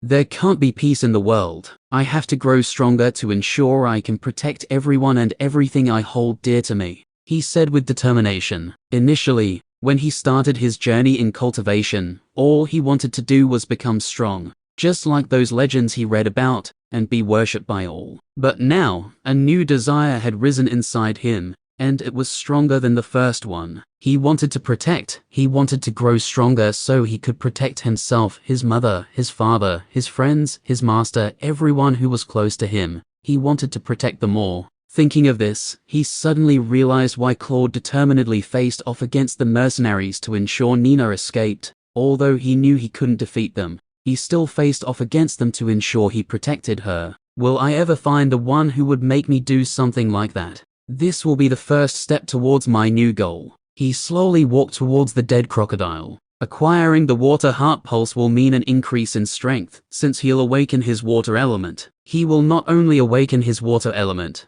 but his cultivation will also see a breakthrough with the awakening of the new element. Only, he wasn't confident he would be able to reach the origin plane with it. Some people might have already broken through to the origin plane already. I can't fall behind. After acquiring the heart, he left the other parts of the crocodile. He carefully placed the heart in his bag before heading further into the forest. Sigh, what a waste of good materials. Looking at the body, he couldn't help but feel sad. Inside his bag, the vein-like lines on the egg had long disappeared, but there is still no sign of its hatching. It was like it didn't get enough blood from Gray. This place will be perfect, Gray said as he looked at the cave ahead of him. The cave was well hidden, and it will be difficult for anyone to accidentally come across it. After collecting the heart, it took him almost 3 hours before he was able to find a good place to head into seclusion. Seeing this place, he couldn't help but feel elated. Now all I have to do is set up some defensive and trap arrays around it to ensure my safety. He nodded his head when this thought came to him. He quickly started with the array as he couldn't wait for his upgrade anymore. 4 hours later.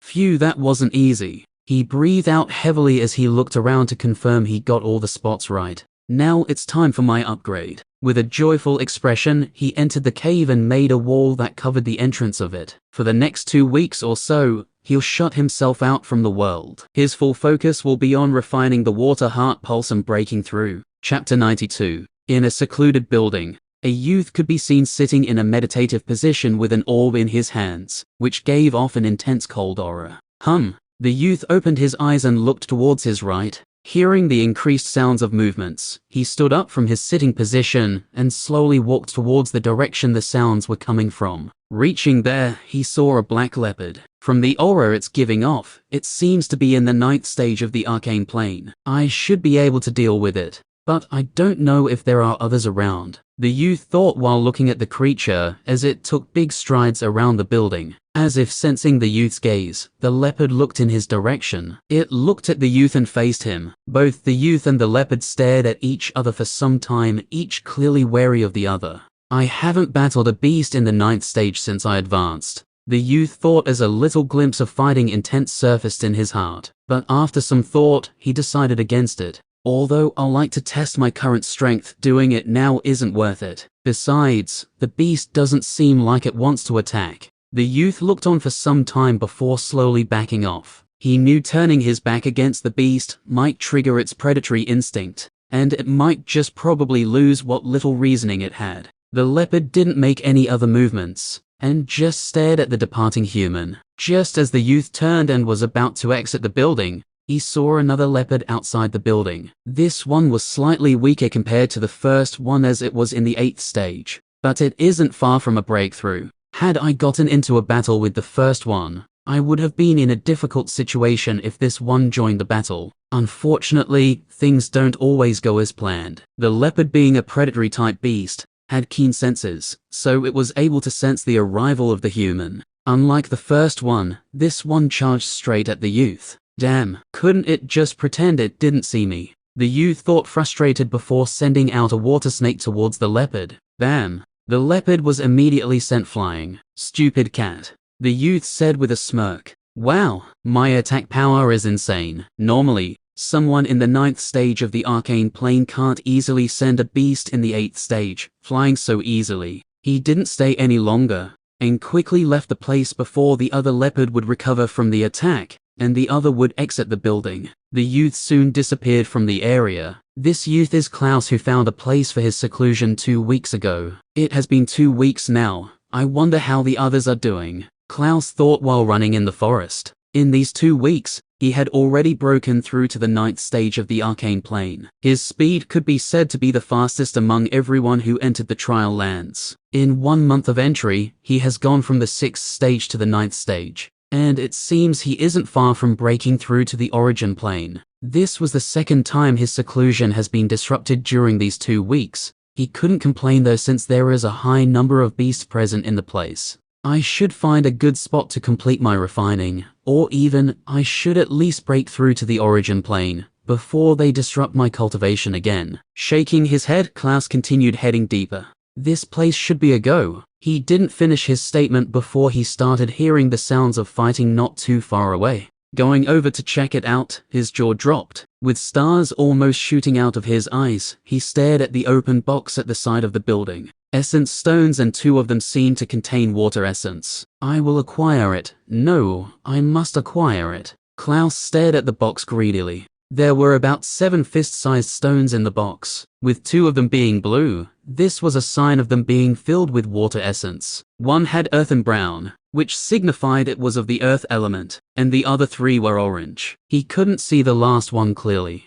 I'll use the water essence stones. I'll give Alice the fire essence stones. Then Gray will get the earth essence stones. It's a pity there isn't a lightning essence stone. I would have given it to Ray. Klaus started thinking about how he'll divide the stones among himself and his friends. If the people fighting knew someone had already distributed the stones they were fighting over, they might cough out a mouthful of blood. If Klaus could get this, then he could gain a bigger boost in his cultivation after breaking through to the origin plane, as they can only be used for cultivating when an elementalist reaches the origin plane. Also, acquiring one is very difficult. Oh, beauties. When he finally shifted his attention from the box to the fighters, he saw 2 beautiful faces. Stealing is great, but stealing from a beauty is even better. Klaus laughed inside. From the aura of both ladies, one of them is just a bit away from breaking through to the 9th stage, while the other seems like she just broke through. The fight was currently tied, as none of them seems to be getting the upper hand.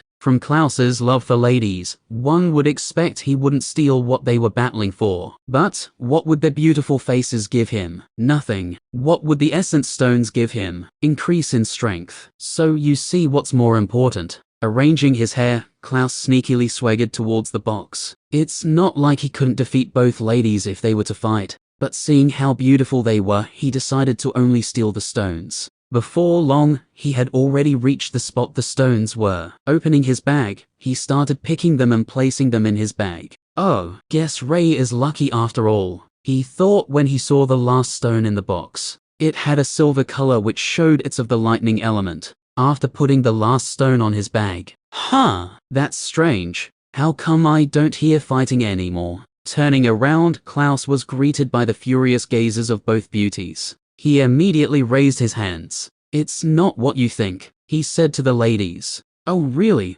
What does it look like then? You thief! The lady in the 8th stage was the first to lash out words towards Klaus. If not for the fact that I don't want to beat up 2 pretty ladies, I wouldn't bother talking to them. Drop the stones and piss off. The girl in the 9th stage said in a commanding tone. Anyone would be upset if what they were fighting for was being stolen. I'll just take it as they said nothing. I really don't want to beat them up. With this in his mind, Klaus started walking in the other direction with the mind of leaving the building. But would the girls allow him? Boom. Stay here, you thief. The girl in the 8th stage was the first to attack. If you know what's good for you, I'll advise you to let me go. Klaus shook his head as he dodged the attack. The other girl stood without making any movements. It seems like she was weighing her options. She didn't want to allow Klaus to leave with the stones, but from his aura, he seems stronger than she was. Hey, let's team up. After taking the stones from him, we'll decide on what to do next.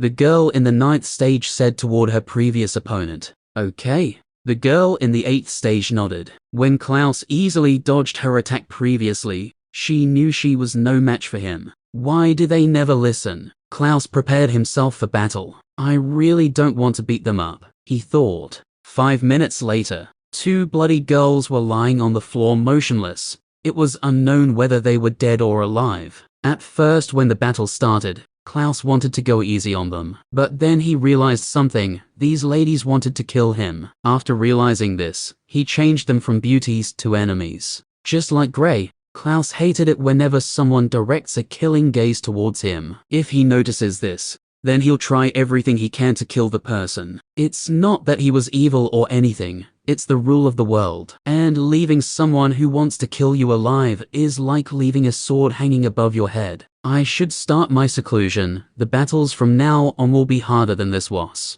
Klaus felt a little sense of urgency. He knew some people must have already broken through to the origin plane. If he were to accidentally encounter one before his breakthrough, it will be bad for him. Alice should have broken through by now. I'm not really sure about Ray and Gray, but hopefully, the next time we meet, you all should have broken through to the origin plane. A smile appeared on his face when he thought of his friends. He missed them a lot, especially Ray. Chapter 93. In the northern part of the trial land, a youth could be seen moving at a fast speed towards a tower. This place should have something good. The youth thought excitedly as he increased his speed. This youth is undoubtedly Reynolds. After separating from the group, he had gone through different places, and could be said to have gained some rewards, since he had already broken through to the 9th stage of the arcane plane not too long ago. He had gotten into different battles during this time, but none of them got to the stage where both parties wanted the other dead. Now that he had ventured deeper into the trial land, the frequency of meeting others had increased dramatically,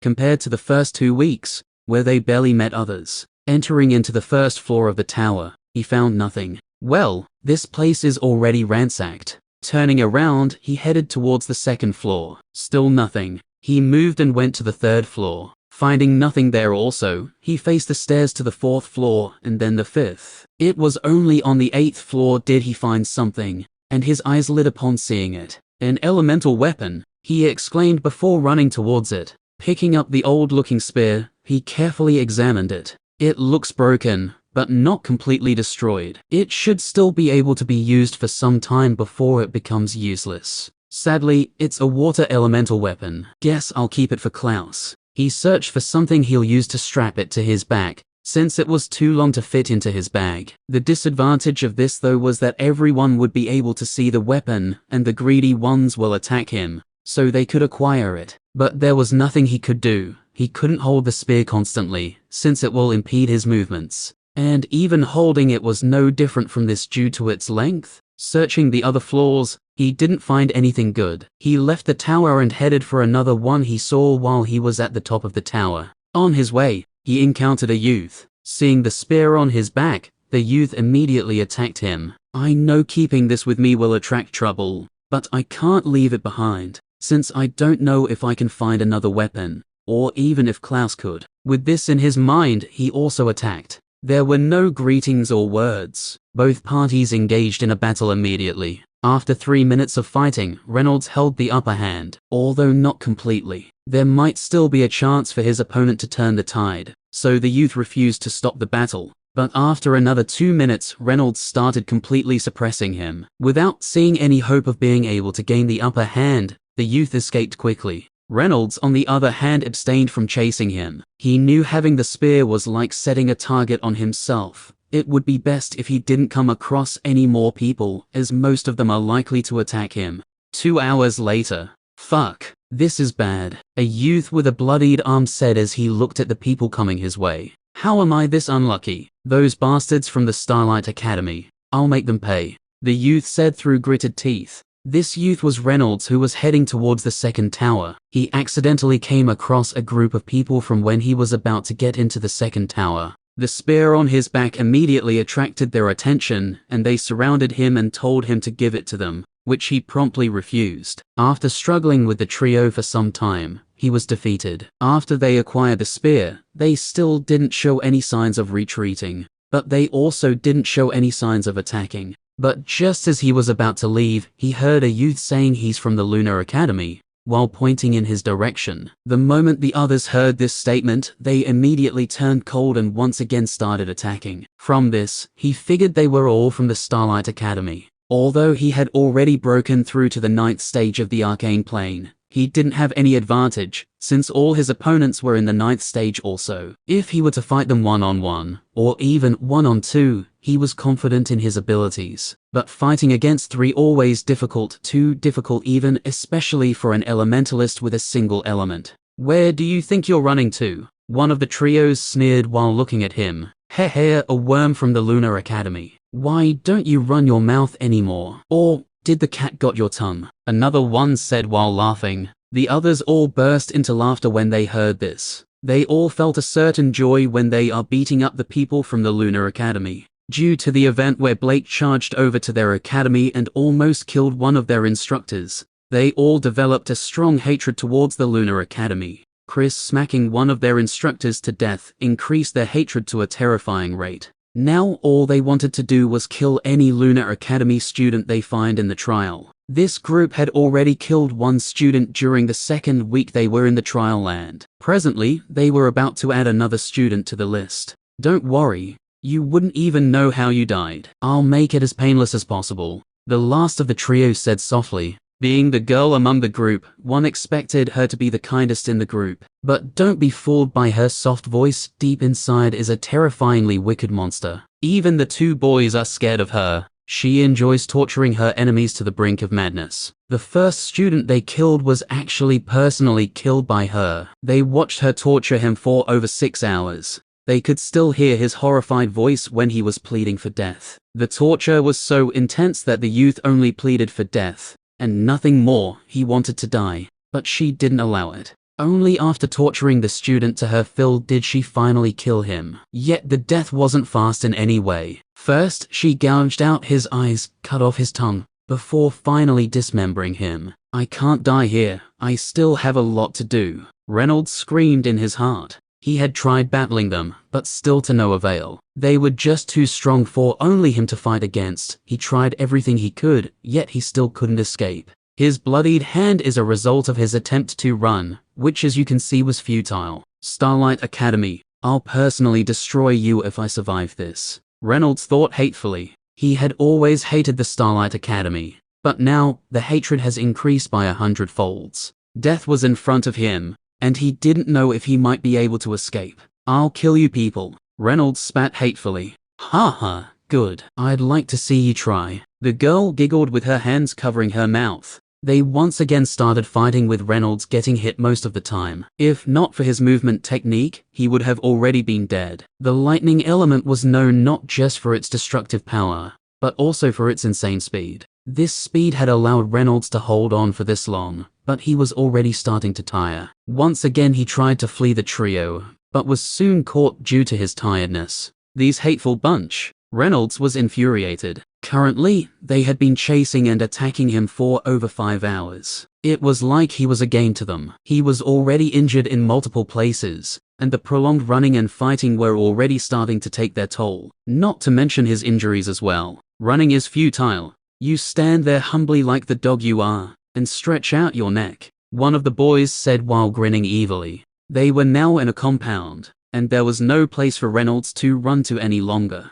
Reynolds looked at them with madness visible in his eyes. His eyes had already turned bloodshot from the anger boiling inside him, but being unable to unleash that anger seemed to make matters worse. He was grinding his teeth so hard that blood was already dripping from his mouth. "Be careful, boys, even a cornered rabbit will fight back," the girl said, laughing. The others also burst into laughter. They knew she was only mocking Reynolds. "Ugh," Reynolds roared in madness. "I'll kill you all," he yelled out loud. If you can survive, that is," the boys said while laughing. They once again resumed their attacks on him. Chapter 94. Bang! Reynolds slammed into the wall heavily. Standing up, he vomited a mouthful of blood. For the past 3 minutes, he had received injuries of different calibers, some heavy while others light. It was like they didn't want to kill him, hence they were holding back. His vision was already blurry from the blood which entered his eyes. Defending had gotten hard, evading was even harder. Will I really die under the hands of people from the Starlight Academy? I don't fear death, but I don't want to die at the hands of these people, okay? I'm scared of death. I mean, who wants to die? Reynolds's mind was a mess, but there was something he knew. He didn't want to die, even though he might eventually die, but not now. He still hasn't married, hasn't had a kid, and he hasn't given his parents the good life he promised them. Yes, he had a rare element and a great grade in it also. With this, his parents are living well, but that was on the premise that he is alive. If he dies here, they would go back to the way they lived previously, when eating twice a day was hard. Sometimes they couldn't eat a meal all day. As a kid, he was very malnourished, and had to ensure he also doesn't eat much, because he didn't know if he would have anything to eat the next day. But it all changed when he went for his test, the moment his element was discovered, and also the grade of it. Their lives changed. His mother didn't have to be mistreated at the place she worked, just so she could earn enough for them to eat. His father could be said to be one of the unluckiest people alive. On the first day he set out to become an adventurer, he was almost killed by a magical beast, and had no option than to stop. With a grave injury, doing anything else was difficult. 2 years before his test, his family welcomed another child. At first, he felt upset at the thought of it. He even almost scolded his parents. They were already having trouble feeding, and they wanted to add another mouth to the fray. In the end, he was the one who loved the little guy more. And the little guy could be said to be their lucky star, since just after clocking 2 years, their entire life took a turn around. Coming from a poor family and having not just a rare element, but also a high grade on it was uncommon. Carl, your test will be coming in 6 years. When he remembered his little brother, tears filled his already bloodshot eyes. He couldn't fight back. Standing on his 2 feet was even harder. He couldn't hear anything except the high-pitched buzzing sound which was ringing constantly in his ears. He placed both hands on his ears, trying to at least make the annoying sound stop. But it didn't. He tried to speak, but no words came out. With a thud, he fell on his knees. His legs couldn't support his body anymore. His consciousness was slowly fading away. Will I never see my friends again? Alice, Gray, Klaus, my family, Dad, Mom, Carl. His fading mind did all it could to ensure he didn't lose consciousness. No, this isn't the end. I won't die here. Giving himself motivation. With sheer willpower, Reynolds straightened his back. Raising his left leg, he planted it firmly on the ground. Using his hands as support, he stood up. Although staggering, he was up. Look boys, our prey still has some fight left in him, the girl said with joy, pointing at Reynolds. The boys laughed when they saw the bloodied Reynolds struggling to stand still. Your willpower is strong. Kekiki, just how I like them. The girl gave off a sinister laugh while licking her lips. Stop being a pussy, you fools. I won't do anything to him just yet. I just want to see how long he will be able to keep standing after falling. The girl pouted before scolding the boys when she saw their scared expressions. Seeing her delicate face when she pouted, the boys didn't even dare to admire her beauty. All they saw was an evil woman. Luckily, we are from the same academy, one of the boys said in a voice that only he and his partner will hear. The other boy nodded, agreeing to what he said. If they were to be enemies with someone like her, then they would rather commit suicide than face her. Well, they wouldn't know she was like this until they met her anyway. But still, they were thankful she was one of them. Reynolds, who stood on the same spot, currently couldn't discern his left from his right. There was only one thing going through his mind presently. That was to live. As of now, nothing else mattered. He wanted to live to fulfill his promise to his family, his friends. He remembered what Klaus said before they separated. How can I die when the others are still alive? I can't make them feel the pain of losing a friend. All this was to rekindle the fighting spirit in him. If his fighting wasn't rekindled, then there was no way for him to have the strength to fight back. A little spark resurfaced in him once again. Slowly, the spark turned into a fire that started burning brightly.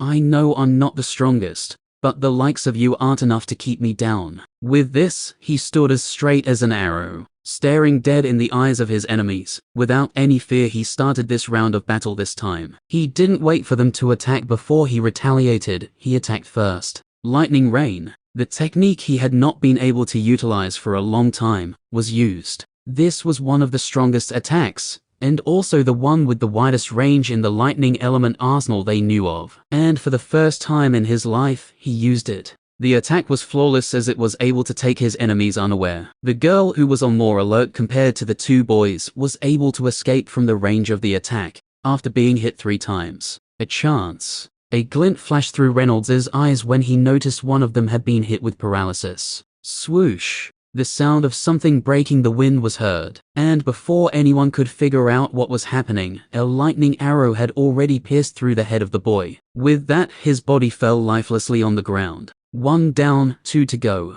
Reynolds said coldly. Sire, this is why Mother said to never play with your prey, especially one as dangerous as this. You never know when they will strike back, the girl said with a sigh. The other boy looked at her, but she still wore the same casual smile she had on her face all this time. It was like she didn't even notice one of their companions was dead. He's dead, the boy couldn't help but say to her. And so, don't worry, after I'm done with this prey, we'll get a new partner, she said nonchalantly. The boy alternated his gaze between the dead body of their companion and the smiling face of the girl. A thought told him to leave the place, but his rationality told him otherwise. The chances of the girl killing him if he tried to leave were quite high, and he was no match for her if they were to fight. Seeing he couldn't blame the girl, he directed all his hatred to Reynolds. It's all because of you. You mutt, you killed him. With a roar, he charged at Reynolds and unleashed a sea of flames his way. Haha. Didn't you want to kill me? I told you I will kill you all. His death is just the beginning. Soon both of you will join him in hell. Reynolds released a defensive technique that was able to easily deflect the sea of flames. I want you dead. The girl also joined the fray. Strange, so do I? Reynolds said icily. Boom. Attacks clashed against each other, and the girl was pushed back for the first time since they started attacking Reynolds. Something's wrong. She was able to quickly notice the difference in his strength. Don't attack him head on. At the current state he's in, we can't take him down. Let's go on the defensive. He shouldn't be able to last long. The girl said on seeing the boy was thinking of fighting Reynolds head on. Her deduction was actually spot on. Reynolds won't be able to keep this up for another 3 minutes. His boost from adrenaline will soon die down, and he will go back to his weak and defenseless state. 3 minutes later. Thud. Reynolds once again dropped to the ground on his knees, breathing heavily. He couldn't keep on, he was out of strength. Normally, with the boost he got, he should have been able to quickly kill them. But the girl was able to figure it out, and told her partner they should go on the defensive. After attacking for over 1 minute with no results, he wanted to flee. But the girl was also able to stop him from fleeing. Is this the end? A teardrop fell from his eyes. The girl walked towards him smiling widely. Now, I will make you suffer. She said every word slowly. It was like she was afraid given Reynolds' condition, he wouldn't be able to hear her clearly if she spoke normally. No, it can't be. Reynolds refused to accept his current predicament. Unwillingness rose in his heart once again. I refuse to accept this. Rumble. Chapter 95. I refuse to accept this. Rumble. A rumbling sound came out from the sky. It was like the sky was angry. Crack, crack. The sounds of lightning could be heard all around the place. The girl who was making her way towards Reynolds stopped in her tracks and stared at the sky. What's happening? The boy asked in a surprised manner. Seems like it's about to rain. Could it be because of him?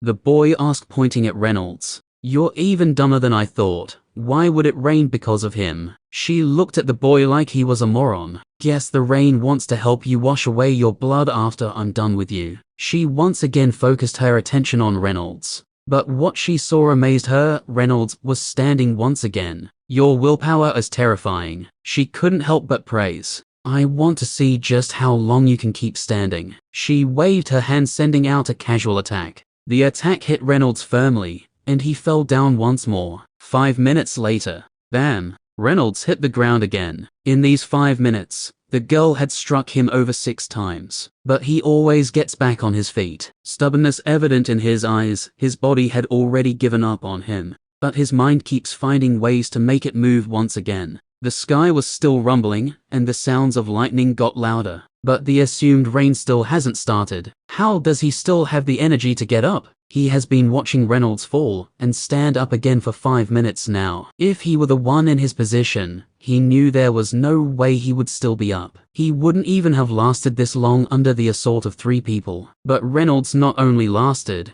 but he also killed one of his attackers. The girl, on the other hand, is already starting to get frustrated. Although she enjoys torturing her opponents, she has started feeling somewhat uneasy seeing Reynolds getting up every single time. Stay down, she yelled, releasing a stronger attack. Previously, she was just having fun, hence the strength of the attacks was meager, since she believed he wouldn't be able to take them even. Drip. A raindrop dropped on her shoulder. Feeling the coldness from the water, she calmed down. Soon, the rain started pouring down. I guess the shock he's been giving me after standing up multiple times is starting to affect my mind, she thought, with a wry smile appearing on her face. It truly isn't because of him. Guess I was thinking too much. With this thought, he relaxed visibly. Reynolds was on the ground, with the rain continuously hitting his face. He tried to raise his hands, so he could cover his face with it, but it felt like something was placed in his hands, which kept them stuck to the ground. Not just his hands, his entire body felt like it was being pressed to the ground by something heavy. I refuse to accept this. He kept repeating this word in his head. He didn't want to accept the fact that he was going to die. He couldn't accept it. There was still a lot he had to do. He can't fall here. Rumble. The sky thundered once again, but none of them attached any attention to it. Had it been before the rain started falling, the boy might have still taken a peek, but now he didn't care anymore. Besides, it wasn't the first time he was hearing the sounds of thunder anyway. What? You can't stand a nim? Before the girl could finish her statement, she paused halfway. The reason for that was because, just like before, Reynolds was standing up once more. Why won't you stay down? Frustration was starting to eat her up. She is the one beating him up, yet she was the one getting frustrated. Reynolds was just like a cockroach. He just won't die. His tenacity was insane. Just kill him already, the boy said from the side. He was already getting tired of watching the same thing happening over and over again. Reynolds clearly can't fight back. Yet, she still didn't want to kill him. What was the reason? Was it to satisfy her sadistic nature? Or was there another reason for it? Shut up. I'll make sure you never stand again. How will you stand with a broken body? The girl laughed maniacally before aiming an attack towards Reynolds' leg. This time, she was ruthless and didn't hold back. She wanted to break his leg. The fact that he had been standing up had already ruined the fun for her. Now all she wanted was to see him lying on the floor. Crack,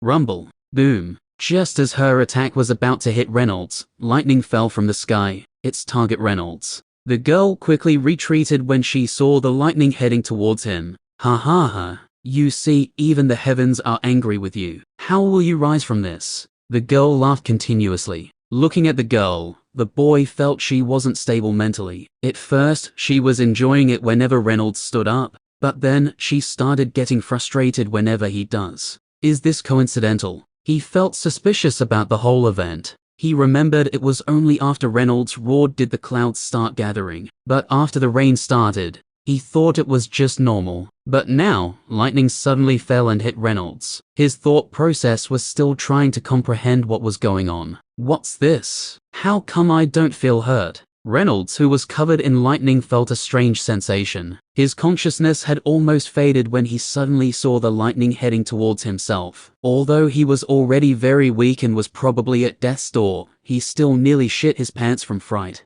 Although he is attuned with the lightning element, he still hasn't reached the level where he can come in contact with real lightning and not get hurt from it. So, he was pretty scared. Being completely covered by the lightning, none of the duos could see what was happening. They just felt the lightning will fry him. Well, that was what was supposed to happen. Why is this taking longer than expected? The uneasiness the boy felt grew as time slowly ticked on. When lightning strikes someone or a place, it doesn't usually take more than 2 seconds. But Reynolds has been covered in lightning for over 30 seconds now. I feel energized.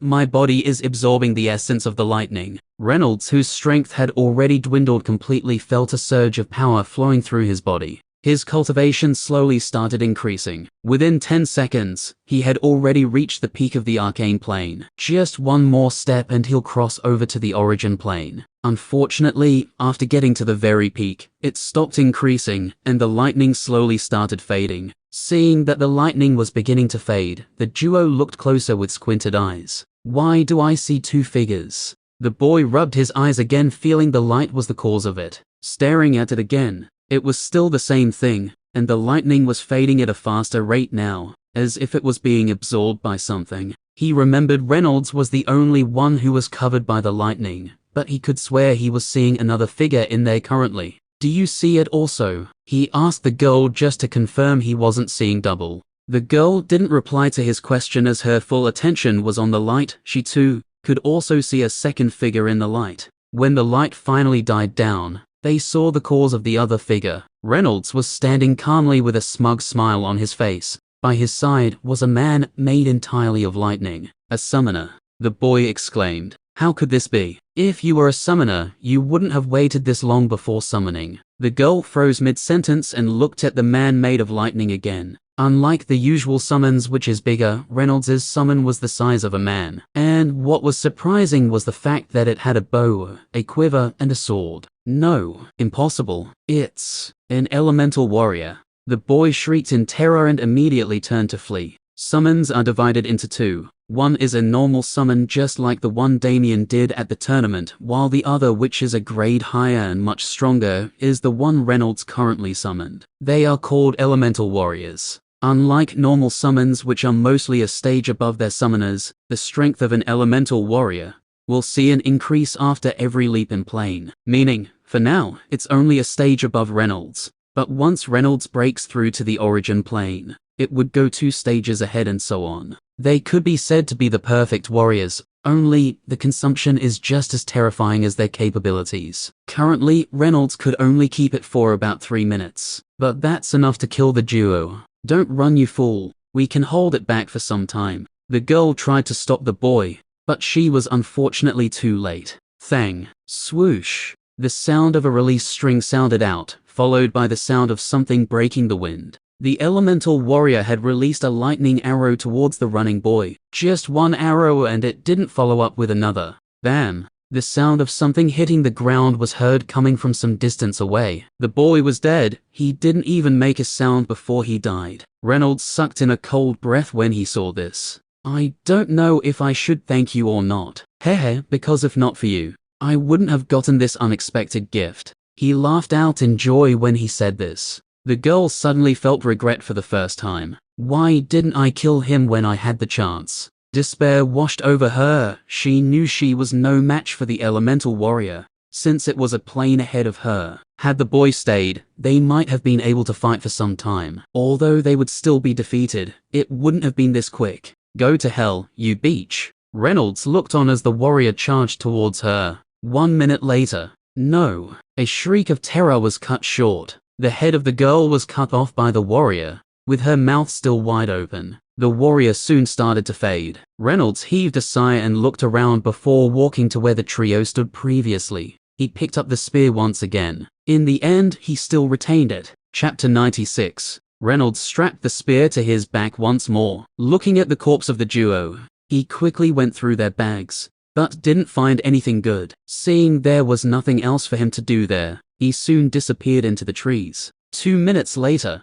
a figure appeared at the scene of the battle. This should be the place, the figure thought as she started walking closer for further inspection. The figure was none other than Alice, who was attracted here by the scream. She was moving in the forest when it suddenly started raining. At first, she was surprised since for the 1 month they've been here, there haven't been any signs of rain. But she didn't attach too much importance to it, since it was normal for it to rain anyway. But surprisingly, after the lightning strike, the rain stopped instantly. This only added to the mystery she felt this place was. It was only after she heard the faint scream of the girl did she guess the rain was probably caused by someone. And from the direction of the shout, it was almost the same place the lightning struck. She moved quite nimbly and delicately. With a beautiful face, she looked at the bloodied scene of the battle without many reactions. Even when she saw the beheaded girl, there weren't any changes in her facial expression. So she's been killed. Good. She was lucky to escape from my hands previously. Guess her luck ran out.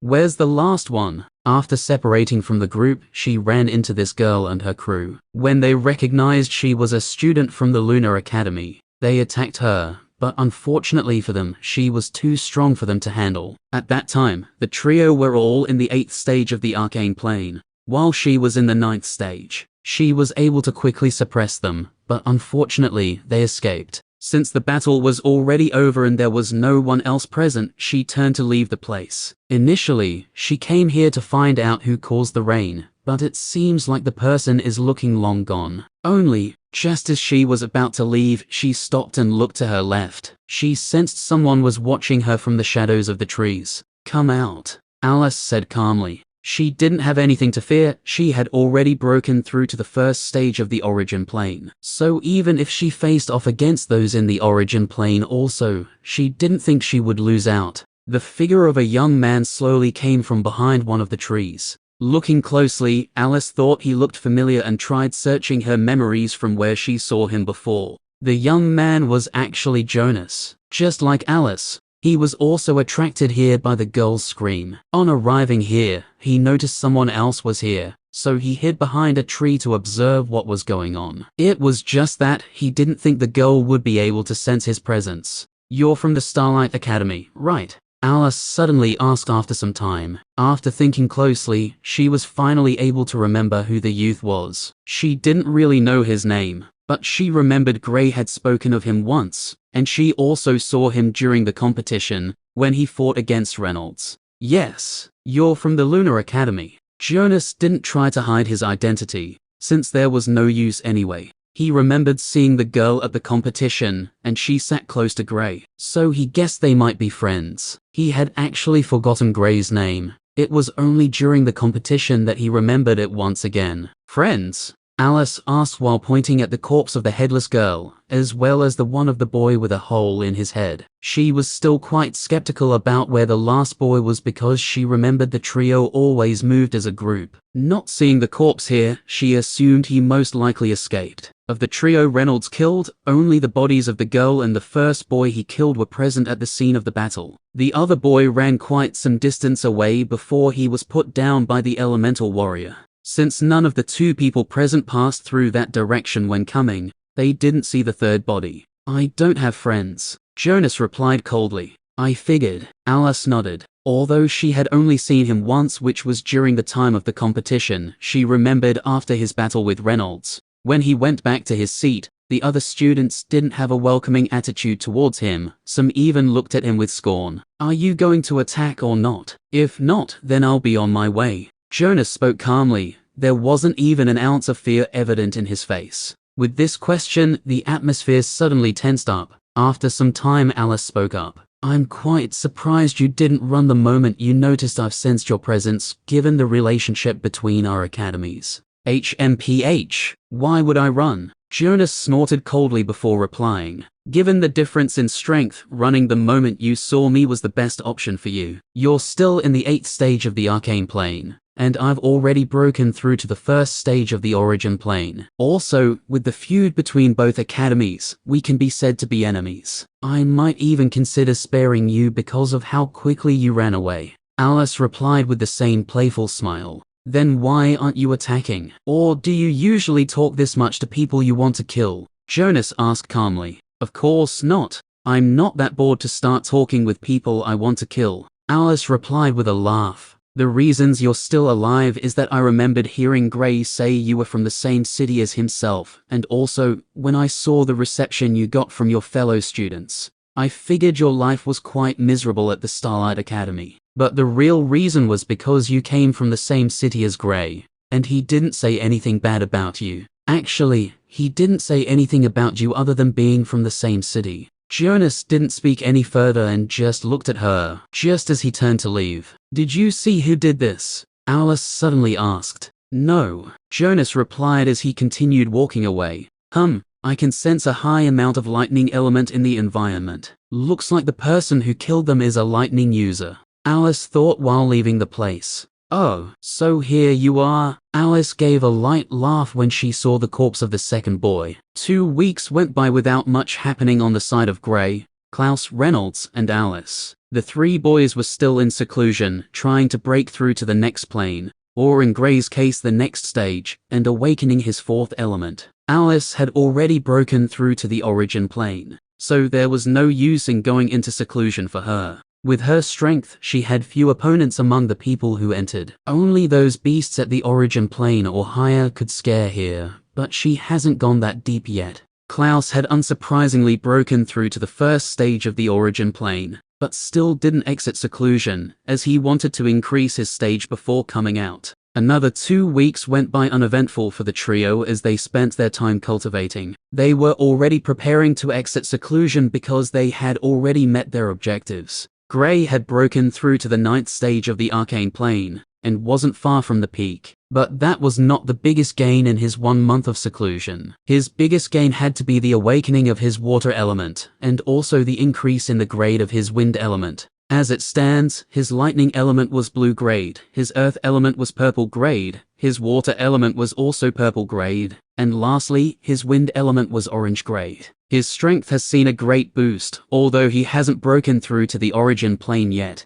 he doesn't have a problem battling with someone at the 1st stage of the origin plane, and winning, given his current strength. Reynolds had broken through to the 1st stage of the origin plane, while Klaus broke through to the 2nd stage. From their cultivation, Klaus could be said to be the strongest, but Reynolds is the strongest among them, given his elemental warrior is now in the 3rd stage of the origin plane. But if they said who had the highest attack power, then it would be Gray. The reason? Elemental fusion. When he was still in the 7th stage of the arcane plane, and only had 3 elements with his wind elements still being at the pink grade, he could already dish out an attack that didn't lose out against someone in the 1st stage of the origin plane. Now, among his 4 elements, 1 was blue, 2 were purple, while the last one was orange. The attack power currently will be terrifying. Gray felt it might even exceed the attack power of someone in the 4th stage. 1 week after the trio exited seclusion, a light suddenly shot up at what looked to be around the middle of the trial land, attracting the attention of everyone. Chapter 97. Damn, all our hard work will be for nothing, since this foolish light will attract everyone here. An angry youth exclaimed in frustration. Hopefully it opens before the others get here. Otherwise, it would be hard for us to acquire it.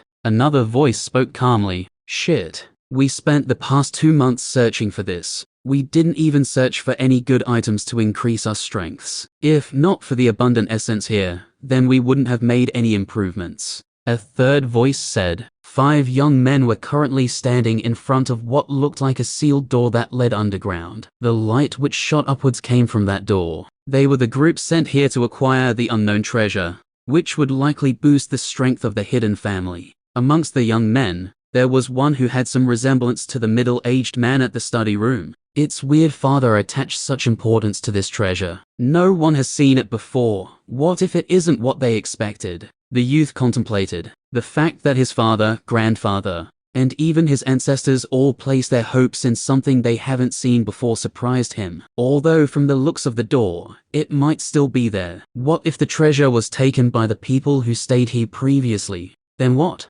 As long as the treasure is still here, then no one will be able to take it from our hands even if they come here. The youth said confidently. He had the right to be this confident because even before coming here, he had already broken through to the 2nd stage of the origin plane. The 2 months he had spent here had seen him advance to another stage. He was also a rare multi-elementalist wielding 3 elements respectively. They are lightning, fire, and darkness element. Each of his elements was destructive on its own. Now combined, they were a terrifying force. With one rare and another extremely rare element that has terrifyingly destructive powers, even if he faces off against someone in that 5th stage, he wouldn't lose. But if the elementalist is a dual elementalist, then his chances of winning are below 40%. He believed no one had reached the 5th stage yet, since it has only been 2 months, hence he isn't worried. Okay. The others nodded. They all knew just how strong he was. Not just that, but they were all also in the origin plane, with 2 being in the 1st stage, and the other 2 being in the 2nd stage. They could be said to be one of the strongest groups, if not the strongest, that is in this place amongst the youths who entered. Ah, what's that? Gray looked at the light in the distance, intrigued. It's best I check it out. Without further delay, he started moving in the direction of light. Gray felt anything that could give off a light like that isn't something ordinary, also given how extraordinary this place was. He knew there was something good to be acquired there. He came out of seclusion about a week ago, and hasn't been able to find anything good. This place had been searched by so many people over the years that it was hard to find something good. Apart from those places which are trials and also that garden, he didn't think there was anything else worth finding. He had already decided to focus his time on cultivating and finding tough beasts to battle, unless they decide to head deeper into the place which they were advised not to, because there have been sightings of beasts in the late stages of the origin plane, and also beasts in the overlord plane. So unless you're certain you could protect yourself, going there is equivalent to a death wish. The place didn't seem close, and it might probably take him about a day or 2 to get there. The others will probably head there. I should also go. I wonder how much they've advanced. Since the first 2 weeks of entering this place, he hasn't seen his friends again, so the thought of teaming up again made him happy. Reynolds and Alice were also heading in the direction of the light, with the former being a good distance away, and the latter being closer. The next day, the light still hadn't gone off yet, so a lot of people were still heading in the direction of it. Some who were closer to the place had already gotten to the place, and just like the group who discovered the place, they were waiting for the light to die down, so they would enter the place. I should be able to reach before the end of today. Gray looked at the light that was getting bigger compared to the first time he noticed it. He had been rushing here since he noticed the light the previous day. Although he had encountered some beasts, he was able to easily finish them off. On the way, he had also met others who were also heading towards the light, but they all went their separate ways, since there were no profits to be made if they fought. Hehe, who knew we would cross paths again? Turning around, he saw two people. One was a familiar face, and the other was an above-average looking girl who had a nice figure. "Oh, it's you."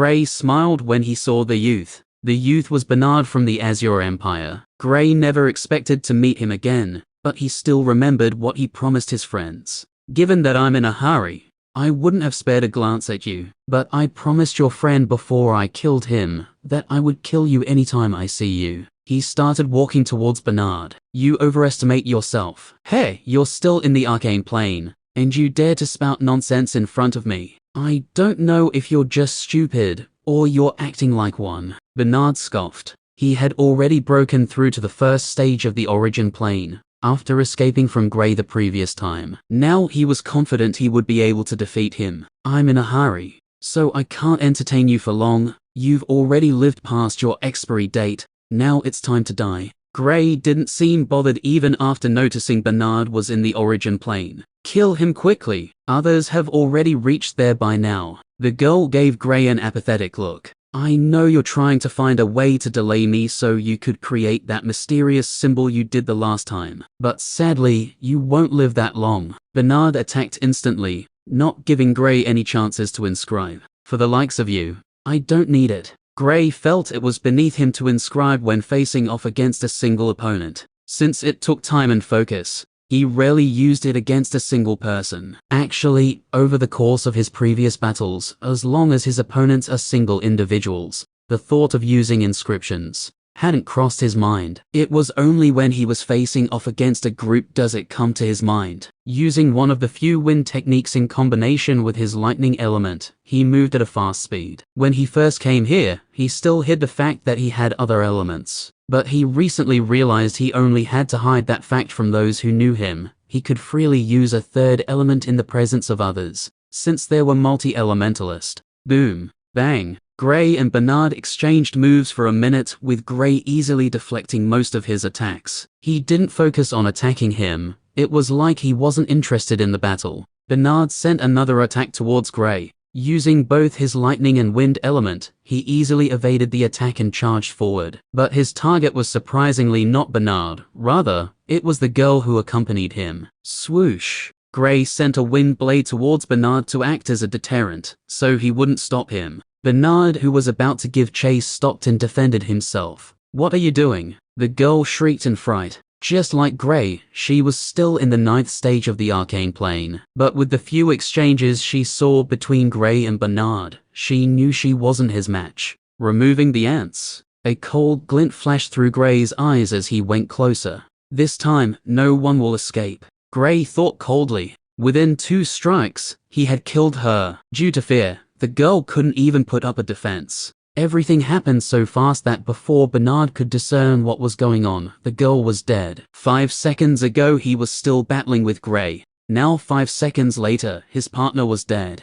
"You bastard. I'll kill you." Bernard's eyes turned bloodshot. "Oh, seems something was going on between you two. I'm usually not a heartless person, so I'll quickly send you on your way, so you can meet her again. Although, I'm not sure your friend will allow that." Gray laughed lightly. "I'll kill you." "Ah." Bernard roared like an animal and charged towards Gray. "Okay, I'm done playing." 1 minute later. Origin plane. "Heh, just so," Gray said, looking at the corpse of Bernard. After saying this, he continued his journey towards where the light was coming from. Chapter 98. "What do you think is behind the door?" "How should I know? Just like you. This is my first time coming here, and it will be the last, since there's no way we can get into the place after crossing 20. The light still isn't showing any signs of dying down. It has already been 2 days already. A lot of the people has been attracted here by it. Why are you acting like you're the one who found this place? Weren't you still attracted here by it? If more people comes, then the battle for the treasure will get harder. Looking closely, one could see groups of different sizes conversing quietly. Most of the groups each contained 3 or 4 people. Some of them were already together when they followed the light here, others grouped up after getting here. But they were all discussing the same thing, the door, and what they would potentially find in it.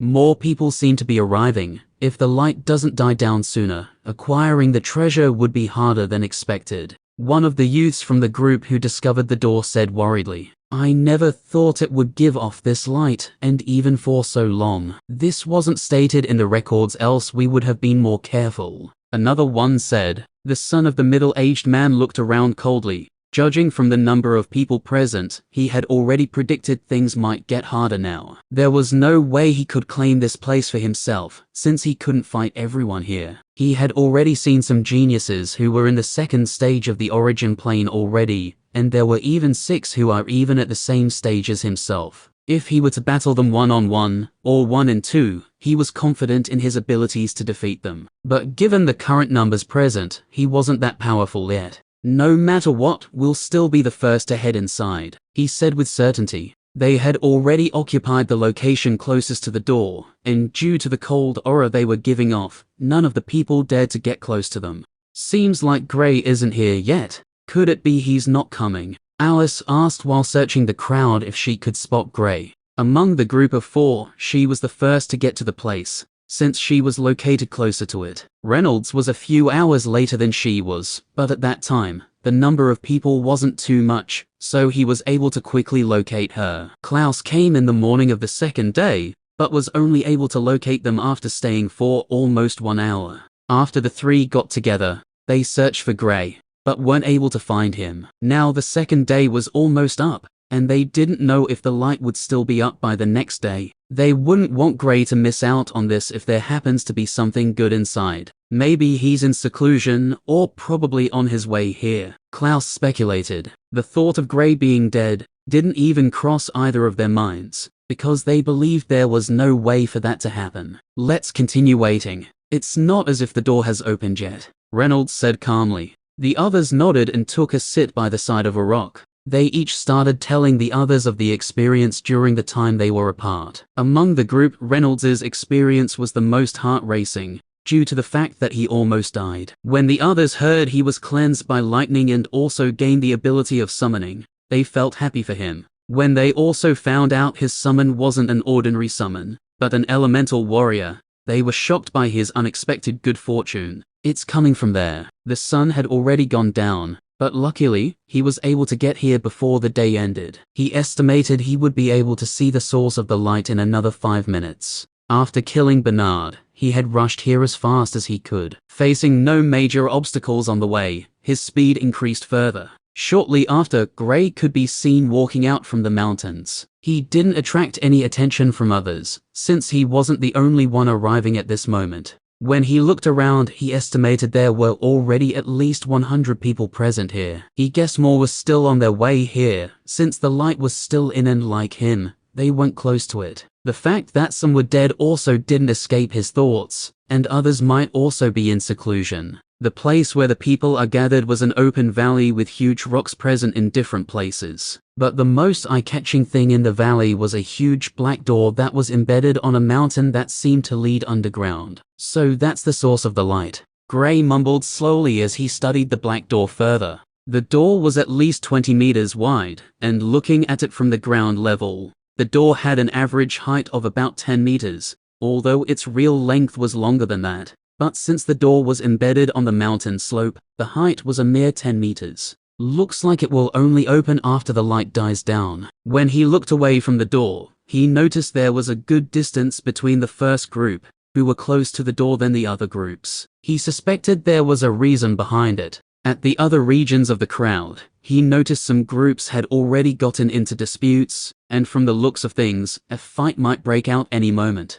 Shifting his gaze from them, he looked around to see if he could find his friends, but unfortunately, he couldn't. The valley was quite spacious, spanning over 800 meters. Being filled with huge rocks, it was likely that they were behind one of them. "I'll wait till the door opens. There's no way I wouldn't see them then if they are here." Being too lazy to search for them, he decided to wait till the door opens. There was also the possibility of them not even being here, so his best choice of action was waiting till the door opened, since if they were here, there was no way they wouldn't try to get in. He went close to the tree and sat in a meditative state. He entered into what looked to be a semi-conscious state and started cultivating. Just as he speculated, the group who got into a dispute started fighting, but the fight didn't last long, as they were all reserving their energies for the battle that will likely take place once the door opens.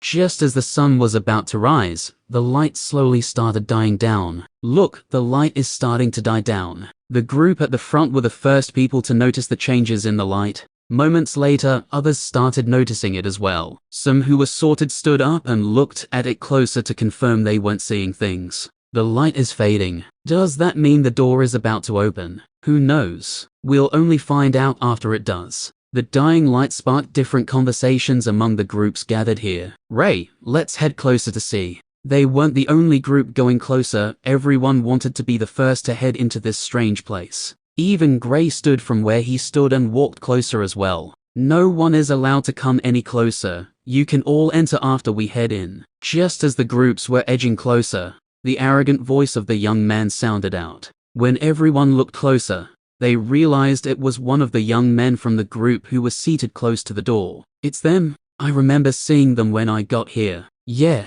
I guess they are likely the people who found this place. But that doesn't give him the right to be arrogant. We can head in when we want to. Oh, why don't you try walking closer? I don't like entering strange doors first, so I'll leave this to the others. What the young man said caused an uproar among the others. They all felt he was being too arrogant. Although they felt this way, most of them still stopped in their tracks. None of them wanted to be the one who would step out and challenge him. Besides, it wasn't like the door had opened anyway. And even if he was the first to go in, they would still be able to enter. While they were all contemplating on the matter, one of the few people present who was in the third stage of the origin plane walked out. HMPH, what gives you the right to enter before we do? He said coldly. He felt since he was in the same stage as the young man, he didn't have anything to fear. Besides, he was confident in his abilities. He slowly walked closer to the group with a cold and conceited look on his face.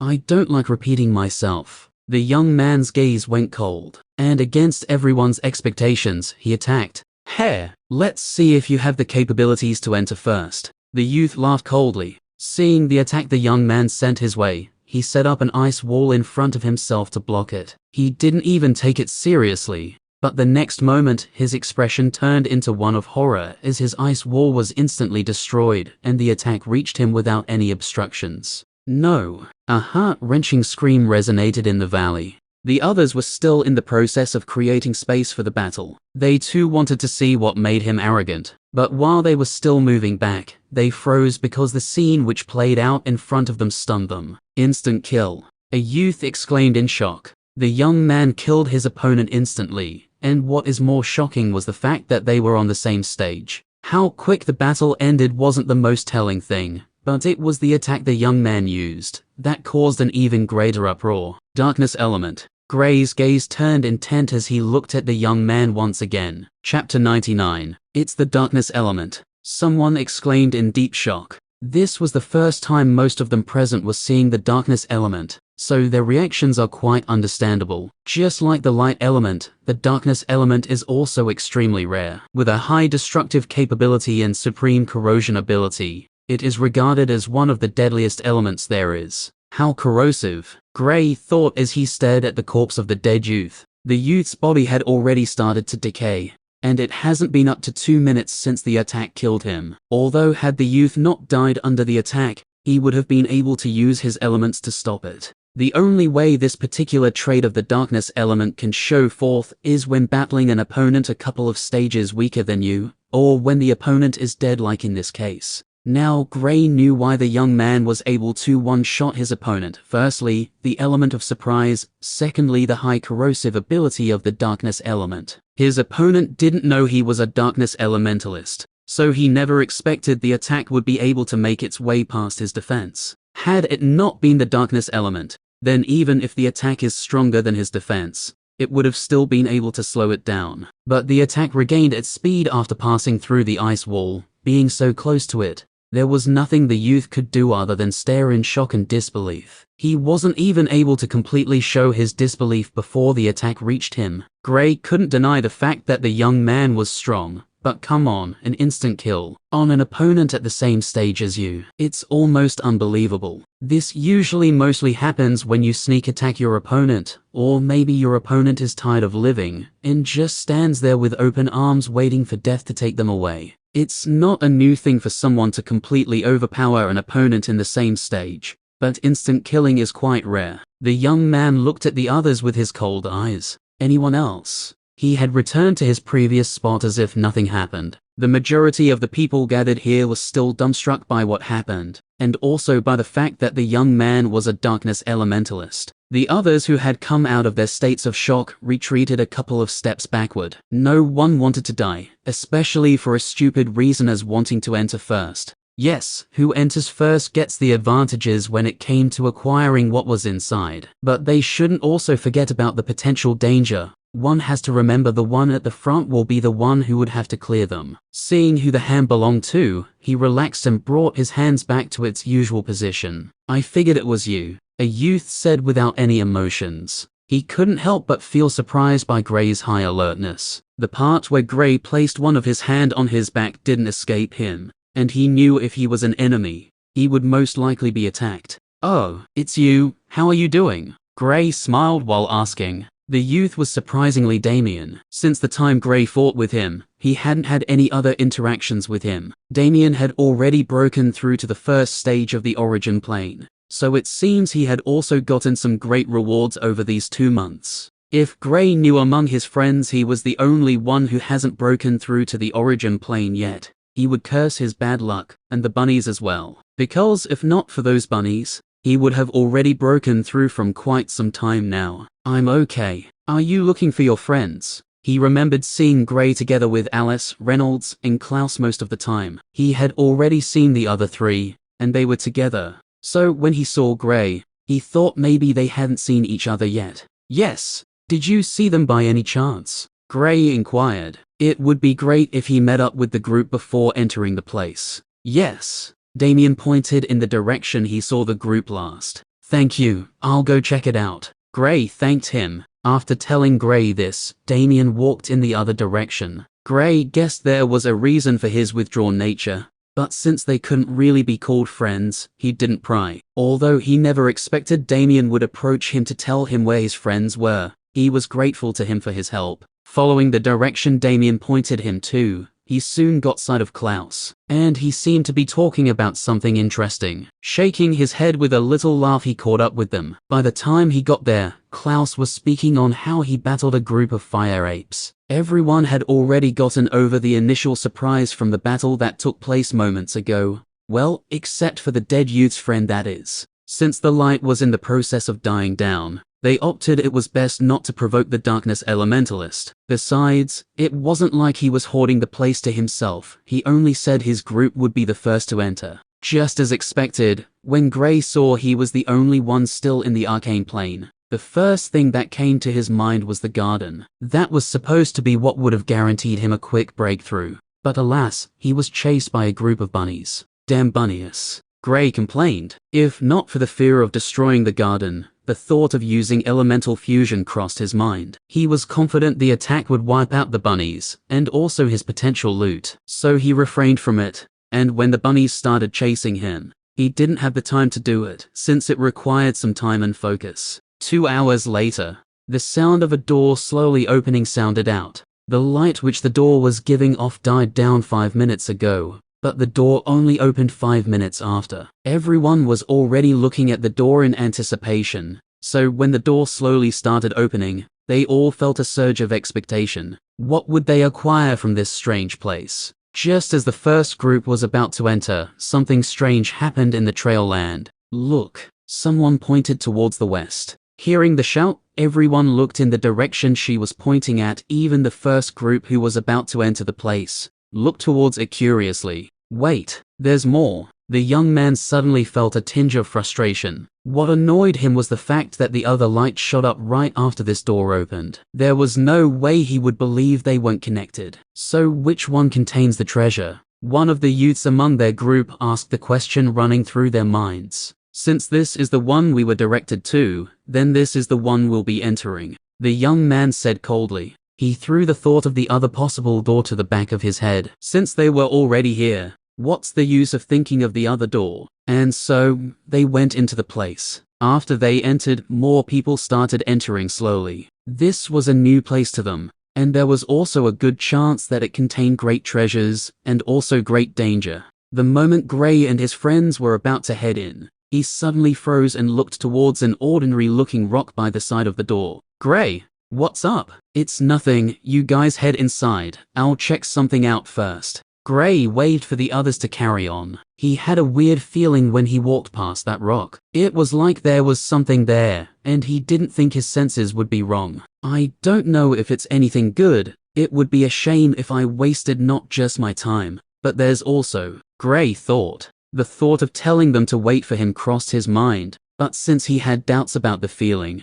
it was best to tell them to head in first, since he'll go in after studying the rock. Besides, what could possibly happen to him while studying an ordinary-looking rock? He couldn't understand why he suddenly got this sensation from the rock which wasn't any different from the other rocks around. Thinking of possibly finding something good, he waited for everyone to enter the place. A few moments later, everyone had already walked inside. He slowly walked towards the rock. Getting closer to the rock, he started scrutinizing it. After looking at it for some time and not finding any special, he placed his hand on it. Suddenly, he felt a strong sucking force from the rock, and before he could take back his hand, he was sucked into the rock, and the valley once again regained its peace. Chapter 100. There's nothing here, someone exclaimed while looking at the vast expanse of whiteness in front of him. Where are the treasures? Another person asked in a stunned manner. The people outside had all passed through the black door. After stepping through the door, they felt like they were transported to an entirely different location separate from the trial lands. It was a huge space, and looking around, it seemed boundless. The atmosphere was heavy and dull,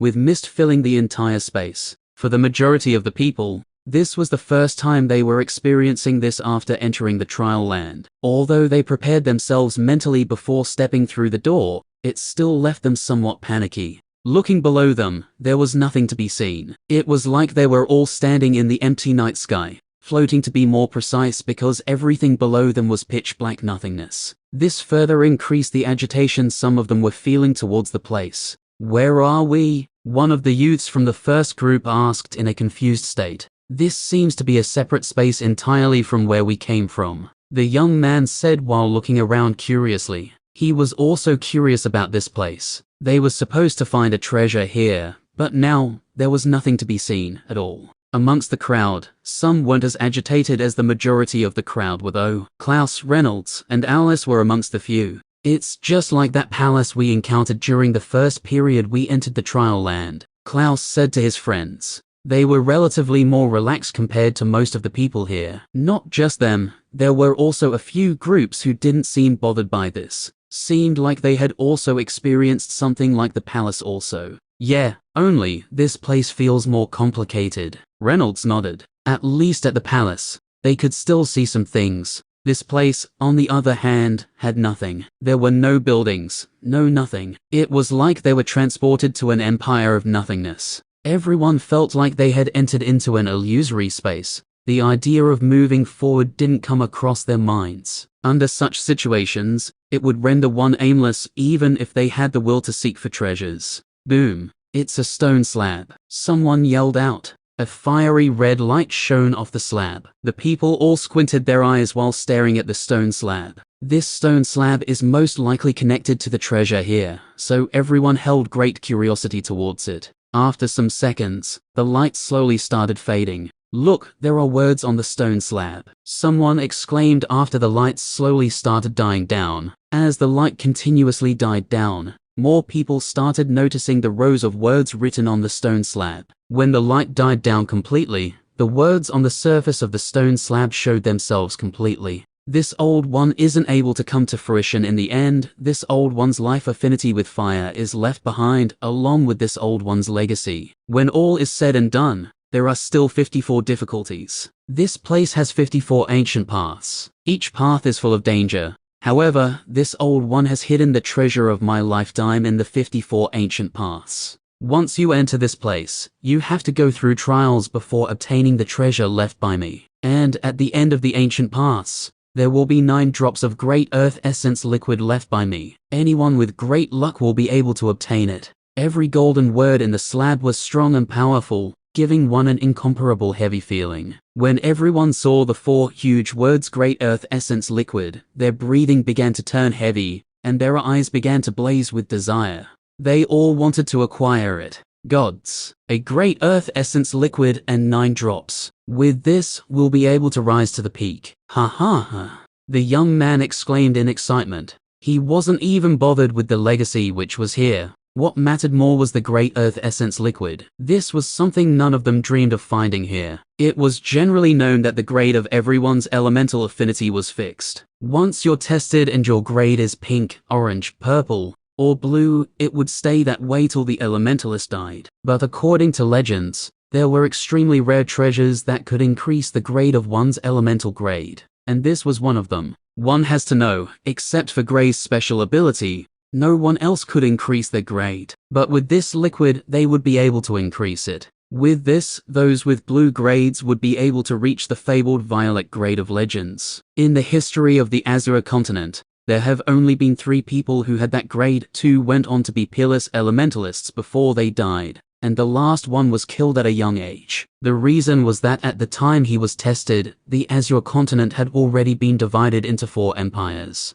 The youth was from the Stellar Empire. If I could acquire it and possibly increase my darkness element to the violet grade, then within 10 years, no, 5 years even, I would have no equals. The young man thought excitedly. Since there were 9 here, there was no way he would not be able to consume at least 1. Given his extraordinary abilities, the family might even decide to give him 3, so his strength would increase at an unrivaled speed. His eyes had nearly turned bloodshot. Not just him, everyone here was all thinking about the same thing. They had to acquire it. Greed was starting to consume their minds. Even the youths he came with were starting to have other thoughts. Now, the thought of not taking it back was starting to creep into their minds. They were not from the family anyway. All they had to do was go into hiding, and in the next 10 years or so, they would be able to look at the family in disdain. The young man looked at his group coldly. Sensing his gaze, they tried to hide their greed. You better keep your heads straight,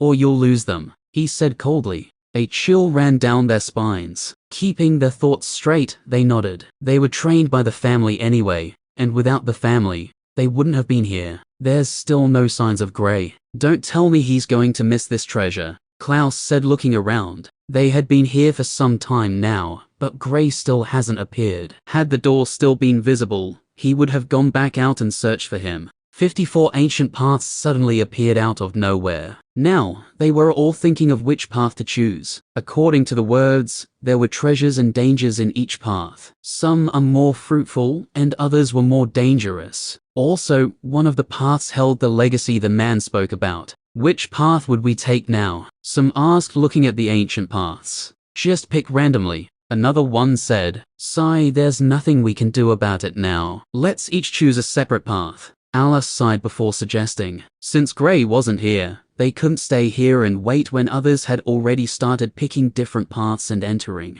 Klaus and Reynolds nodded before each choosing a path. Soon, everyone had picked a path and entered. Back at the valley. This is the place, a youth said calmly. Looking closer, the door was about to shut close. The youth quickly dashed towards the door and passed through before it closed shut. Entering the space, everyone had already picked a path. The youth read the words before randomly choosing a path and entering. Had Gray or his friends been here, they would have been able to recognize the youth. It was none other than Jonas. After Jonas vanished, the stone slab and the ancient paths disappeared as well. It only showed how lucky Jonas was. Had he come moments later, he would have missed this opportunity. This is the end of this video. Thank you guys for listening. Hope you enjoyed and wish you wonderful rest of the day. The silent ruptures out. Hello and welcome guys. Make yourselves comfortable and enjoy. Don't forget to go and support the original author. A lot of effort was put into this. Well, now, this is